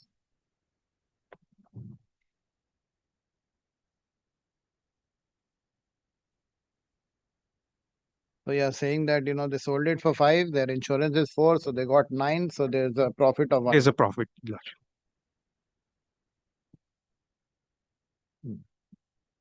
Yes, where's the award?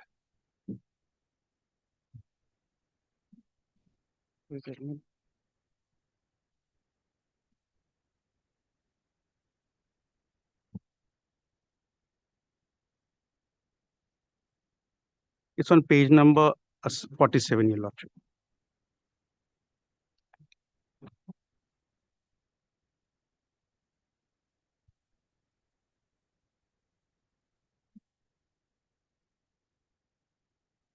Starting from page number 49.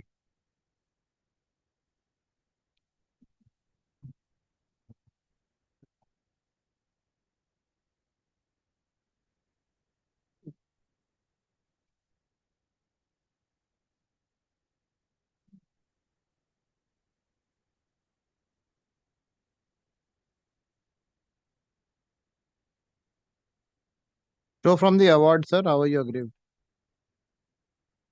Lordship.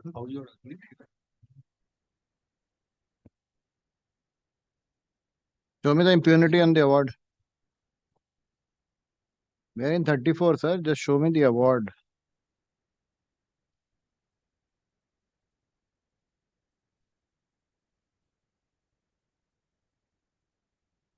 Your Lordship, with your kind permission, may I seek some time and come tomorrow with little more preparation? And you have to show the award. What is the impunity in the award? 3 grounds doesn't help me. Show me from the award, not today. Lordship. Both the matters, not today.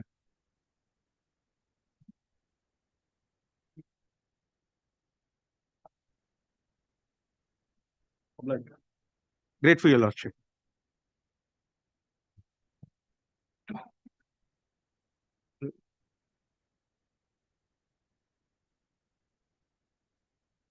Non.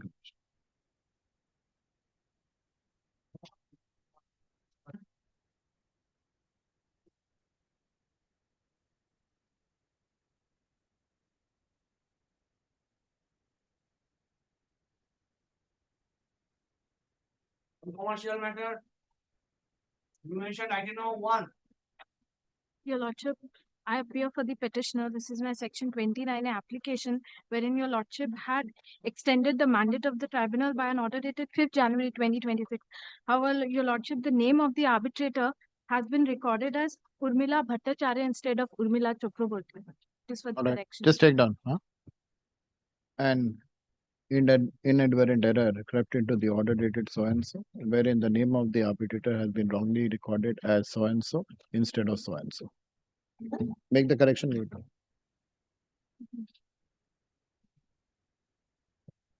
Urmila Bhattacharya, Urmila Chakraborty. Let's make that.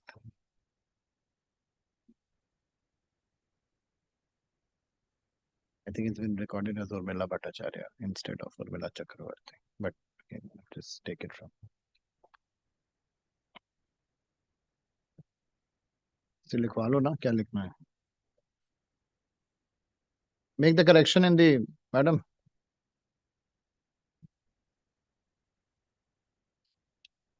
Item number 2, I beg to app for the petitioner, my lord.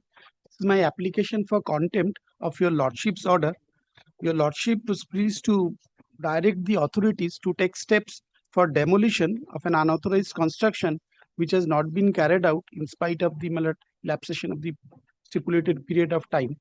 The order passed by your lordship was of 10th of April 2025. This is appearing for the first time. After the order was passed by your lordship, it was duly communicated, no action taken. Thereafter also a notice was served with calling upon them to take necessary steps.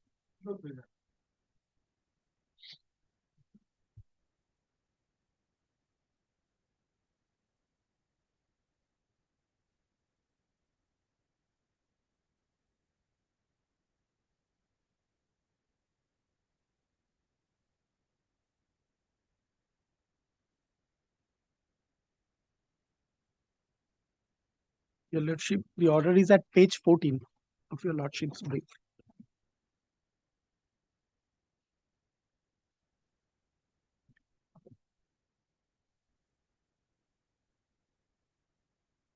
Take down. The petitioner has preferred the present contempt petition, alleging.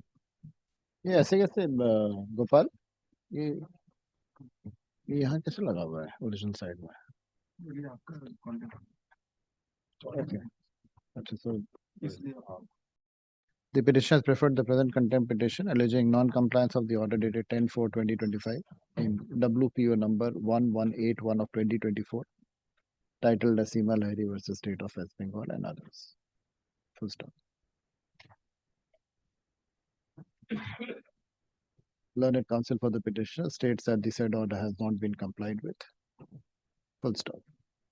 Let the respondent file their affidavit of compliance within a period of 3 weeks. A copy of the order shall be communicated to the respondents. We have to serve the copy on the Affidavit of service to be filed on the next date. Let's after 4 weeks. Matter written 4 weeks. Great.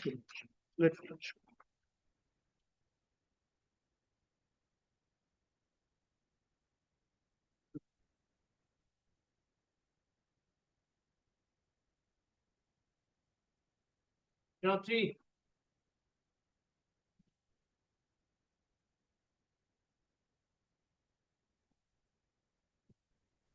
May it please, Lordship, my lord. Item number 3 to 5, my lord. I'm appearing for the, my lord, award holder. This is the matter, your lordship will be pleased to recall where, my lord, my learned friends on the other side were, my lord, required to make the pre-deposit of 75%. Lordship, on behalf of, I have tried to deposit the demand draft, but registrar say without the order of this honorable court, we can't accept. Or is the 34 on time? No, my lord, it's my lord, after several years now, my lord. It's around, my lord.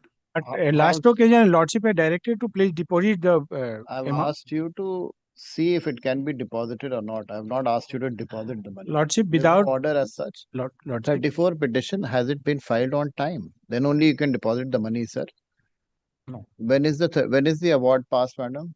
Ms. Pandey, when is the award passed? 2020. Your Lordship, regarding the award, we had initially filed a writ application. After filing of the writ application, the writ court granted us leave that within a stipulated time, you go and file the section 34. And if within the stipulated time, the section 34 is filed, then the limitation will not be counted. And even our writ court had decided that. Show the order of the writ court. Catch your breath and show me the order. Your Lordship, today somehow my brief is. May I quickly give the dates, my lord? I have the dates handy with me, my lord. May I quickly indicate the dates? Your Lordship, because this matter was kept for the deposit of the demand draft. Madam, deposit of the demand draft will be the second stage. We'll see if the 34 is maintainable or not maintainable tomorrow. Your Lordship, tomorrow. Let her come back tomorrow. I'm deeply obliged, my lord. List of dates, Your Lordship, with all relevant documents. Come back. Your Lordship. Sincerely obliged. Deeply obliged, my lord.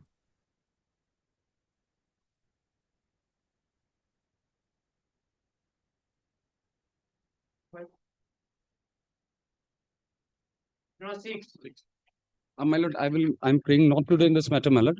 My lord directed us to file an application, my lord. My officer was Friday not available. He is there with before the oath commissioner, my lord. He's affirming the application. Not today. My lord, kindly make it day after tomorrow, my lord. Day after tomorrow is Thursday. Thursday. Execution days. Next week, my lord. Monday. My lord, tomorrow is Sankranti, my lord. Difficult. Grateful, my lord. Good you have kept him. My lord. He's still there. No, he is always, my lord. They are the part of our family, my lord. Because more the time we spend with them, less the time we spend. Good. Since So 9:15 in why- the morning to 11:30 in the night. That's why you get one day. Grateful, my lord. No, he has prepared, my lord. Good. Grateful.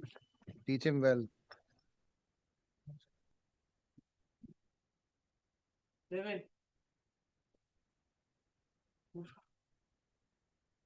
My lord, in this matter, my senior advocate, Aparupa, is currently going through her maternity leave. Learned proxy counsel so and so appears and states that the He's- main arguing counsel would like to request for time. is having medical conditions. Is indisposed. Let this matter be listed. Let this matter be listed after. When do you want? My lord, I would like to request. I had a talk with my senior. She told that to take at least 2 to 3 weeks time. After that, she will be appearing online. After 4 weeks.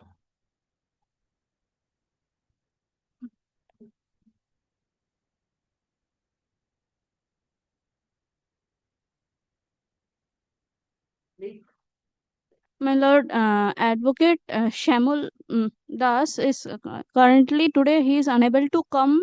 You have That's why collected brief of everyone. I was advised by my senior to tell about this. 1 week's time. Who's your senior, original senior? I'm working under advocate Shonji Mukhopadhyay, but as I am from bar number 2, so sir asked me. Bar number 2 told you today it's your duty. No, not You have all. brief everyone. Take down proxy counsel so and so appears and states that the main arguing counsel is in some personal difficulty. She prays for an adjournment. How much time, madam? 1 week. 1 week. She prays for a week's adjournment. Let this matter be listed after 2 weeks. Much obliged. You start charging them. Yes. 9. May I please, your lordship? This is section 9. Lordship, the urgency is that, your lordship, the petitioner has gave a go down to the respondent only for the purpose that the respondent will repair, renovate, and will find out a tenant within a period of 9 months. Yes. This agreement was sometime in September 2019. The Yes. respondent defaulted, they couldn't find a tenant. However, they are illegally using my godown and they are storing their kitchen waste and gas cylinders. The respondent is an adjacent owner of my premises who is running a very famous restaurant. Now, this agreement was specifically entered into that he will find out a tenant, and for that he has given a security money. However, in violation of that, 9 months have expired long back. They are using my godown for storing kitchen waste and gas cylinders. Now, lordship will kindly come to the agreement once. This is in direct violation of the clauses of the agreement. Page 21, if your lordship kindly takes page 21, annexure A1. This is the agreement. Now, if your lordship straight away comes to page 23, clause H, that the proposed tenant shall not store any inflammable or combustible or explosive or dangerous materials whatsoever in the said godown. Which page, sir? Lordship, page 23, clause H. Sorry, your lordship. Clause 8. Clause H. H. Yes. So there is a specific restriction that the proposed tenant which the respondent will induct will not store inflammable, combustible, or explosive materials. Now, if your lordship will kindly take the trouble to come to page 22 once, to only to show what the arrangement was. Your lordship will see page 22, and whereas the party to the second part represented himself that he has contracts with several businessmen who needs go down for their business expansion, and assured that the landlord to liaise in matter to arrange an induction for tenant or rupees for at the rate of rupees 2000. Now, lordship will kindly take clause 1. The time period is mentioned that the landlord shall let out the go down at measuring at 448 square feet at 17 Zakaria Street as described in the schedule on monthly rental basis to the inducting tenant as per the recommendation. The aforesaid tenant will use the name adult living person and not a corporate body. The second party shall within a period of 9 months arrange for induction of tenant. Now, this has not been complied with. 9 months has expired long back. Now your lordship will see the photographs which I have annexed from page 30 onwards. Kindly see what they are doing in the godown. The respondent now. These are the photographs your lordship will see. Gas cylinders are being stored in the godown. 30, 31, and your lordship will take 34, page 34. Doors have been damaged. Then your lordship will take page 37. Kitchen waste is being stored. Then 37, further photographs of gas cylinders. 39. This, your lordship, because of this, we have made repeated complaints from page 44 onwards to the KMC, Fire Department, and Pollution Control Board. Your lordship will see the series of complaints from page 44. Now, this is in direct violation of the agreement itself, because my property is kept under the serious risk of fire and explosion because of this inflammable and combustible materials being stored. The first complaint, your lordship, is 14 February 2025. And your lordship, this goes on till page 62. Page 59, your lordship will see the last complaint. 14th May 2025.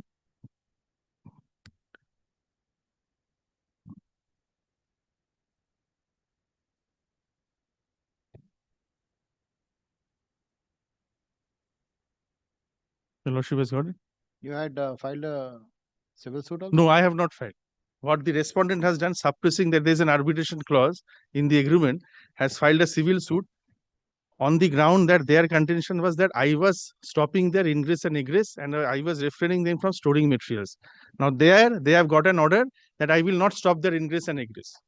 Now against that I came up in appeal. Appeal court did not interfere on the ground. This was an ex parte order, and at the admission stage, but the appeal court said that whatever observation has been made, it will not be binding or influencing any of the appropriate forum or even the trial court. Lordship, I will take your lordship through that order. Your lordship is on page 59. Yes. If your lordship sees page 59, this is the last complaint made. If your lordship takes page 60, the next page, clause 5, paragraph 5.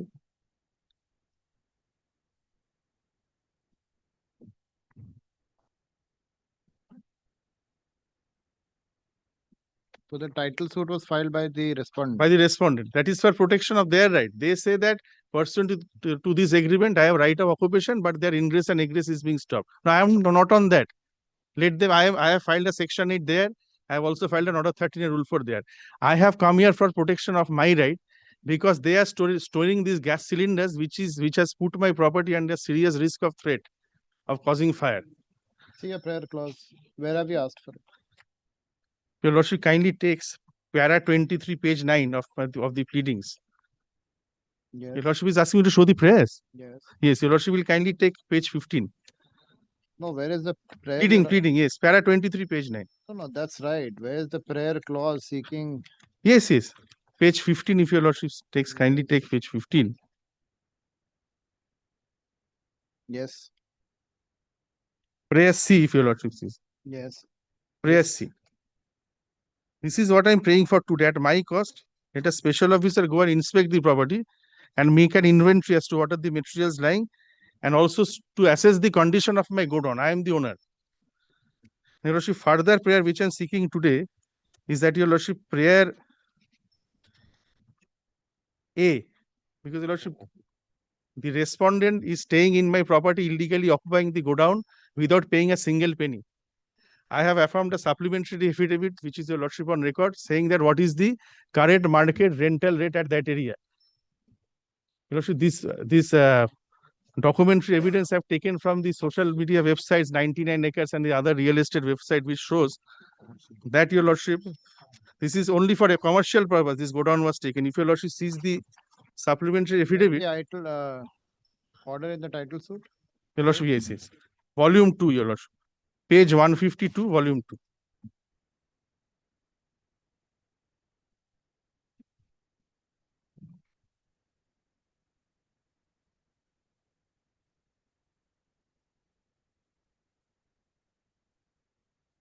March 10th, 2025 order. Your Lordship will take page 153. That's the operative portion.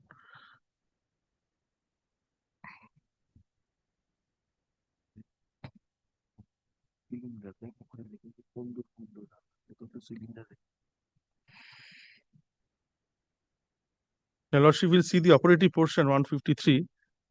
Defendants, which are my client, has been restrained from causing any obstruction in their ingress and egress, and also restrained from keeping articles such as chairs, tables, tandoors, and said go down. It does not talk about the gas cylinders. Specific order which the plaintiff has obtained therein by suppressing the arbitration agreement is that we have been restrained from keeping our chairs, tables, tandoor, not the gas cylinders. This is specific order. From this, we preferred an appeal.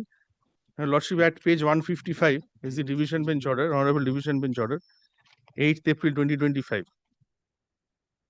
Your Lordship, since this was an appeal from the ex parte order, at the admission stage, Your Lordship, this was the observation made at page 161.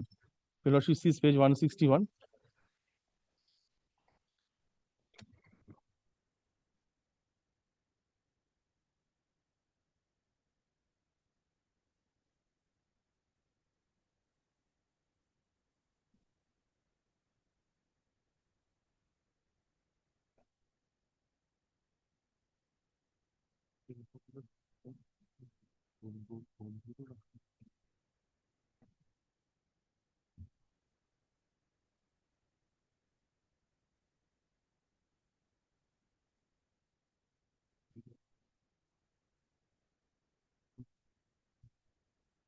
Yes, has been allowed to be kept.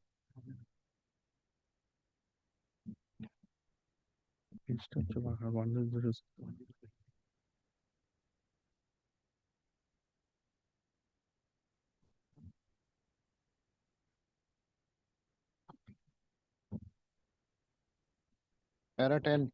Your Lordship, para 19, para 10. 10.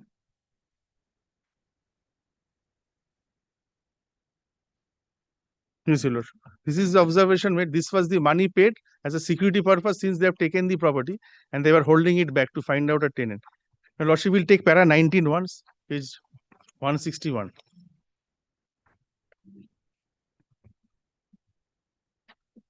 However, we make it amply clear that the above observation have been written only in the context of considering the admission of an appeal against an ad interim order and shall not be considered to be a binding at any further stage of injunction application or the suit in trial court or before any other court or forum. So this observation has been only made, Your Lordship, since it was in admission stage from an ex parte ad interim order. The court has said that this will not binding upon any Why you have forum. not invoked the arbitration clause? His Lordship, arbitration clause we are invoking. We have taken section 8, we have filed section 8 application. That Your Lordship will find at page 164. 164 is the section 8. And this was heard on 26th of November and kept for further hearing on 23rd of March. 163 is the order, if Your Lordship sees, of the trial court.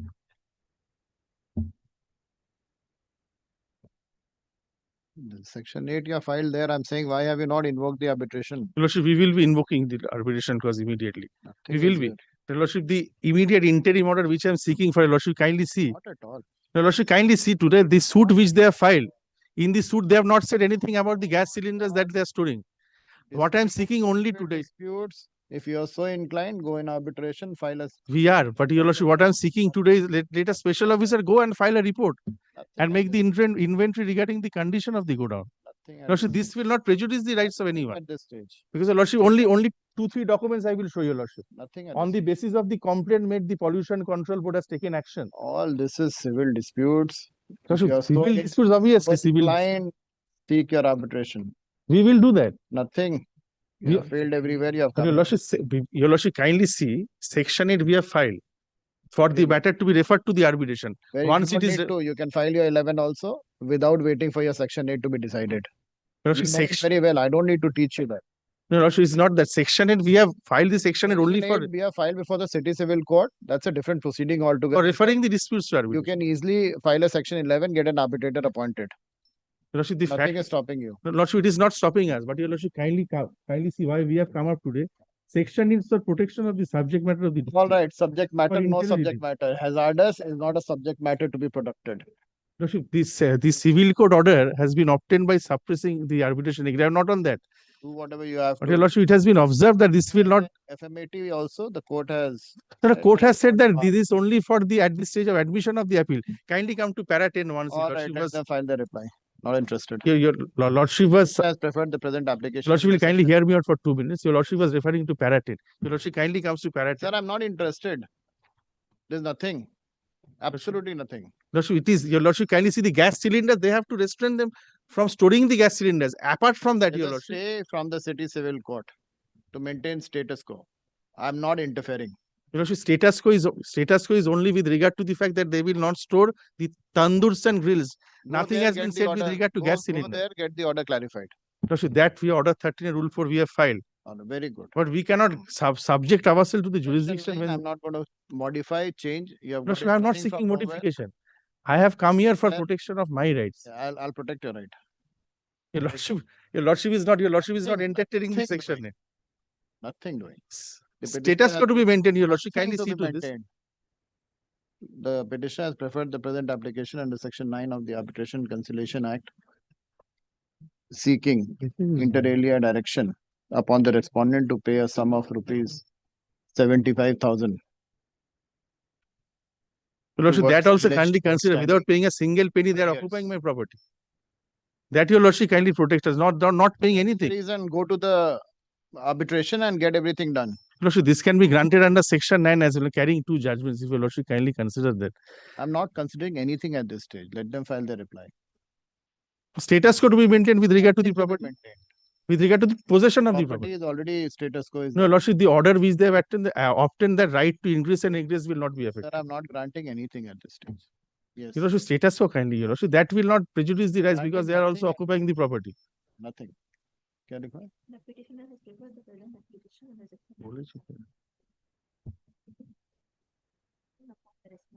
To pay a sum of rupees 27 lakhs.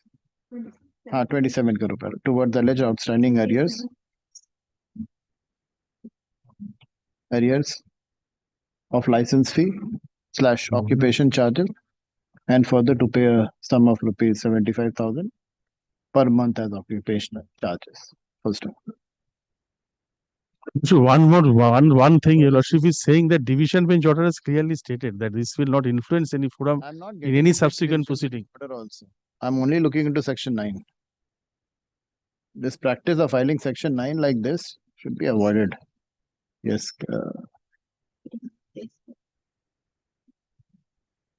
The petitioner further seeks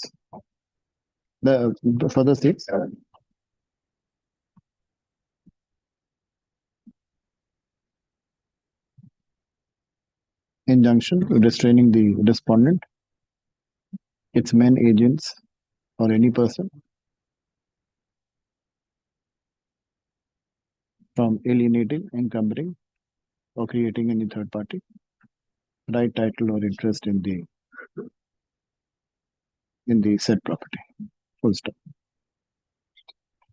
From the perusal of the record, it appears that the respondent had already instituted a title suit number 406 of 2025 before the City Civil Court, wherein, while order dated, what is the date of the order? 10th March 2025. 10th March 2025, the learned trial court had directed the parties to maintain status quo in respect of the subject premises. Full stop.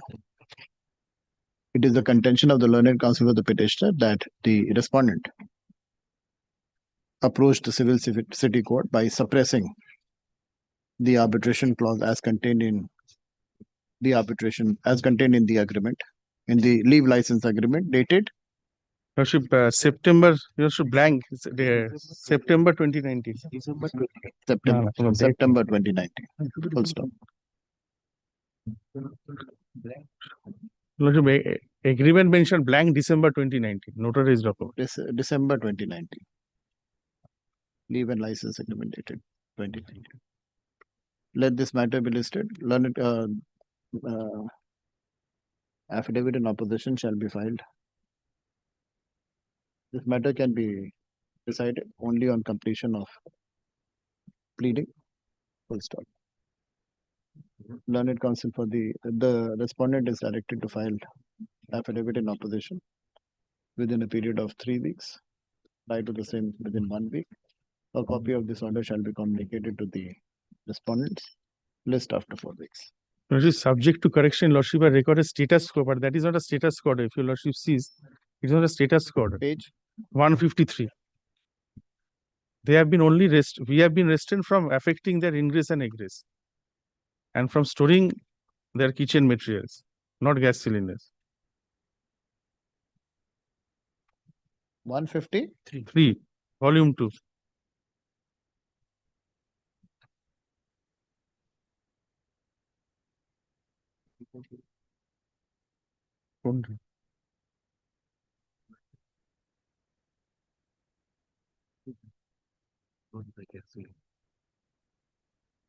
Clarify করতে ব্যাপার তো আছে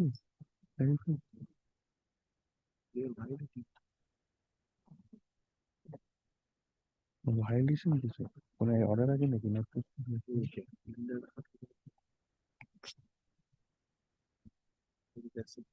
status is restrained. So and so. Restrained from causing, creating, obstructing.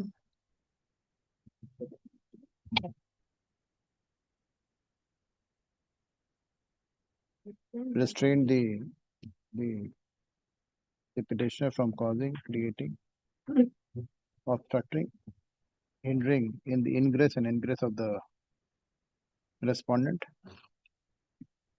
his staff, his men and agents, and also restrained from taking and keeping articles such as chairs, table, tandoor from the said godown. The court further restrained the petitioner from creating any third party interest in respect of the said godown. Full stop.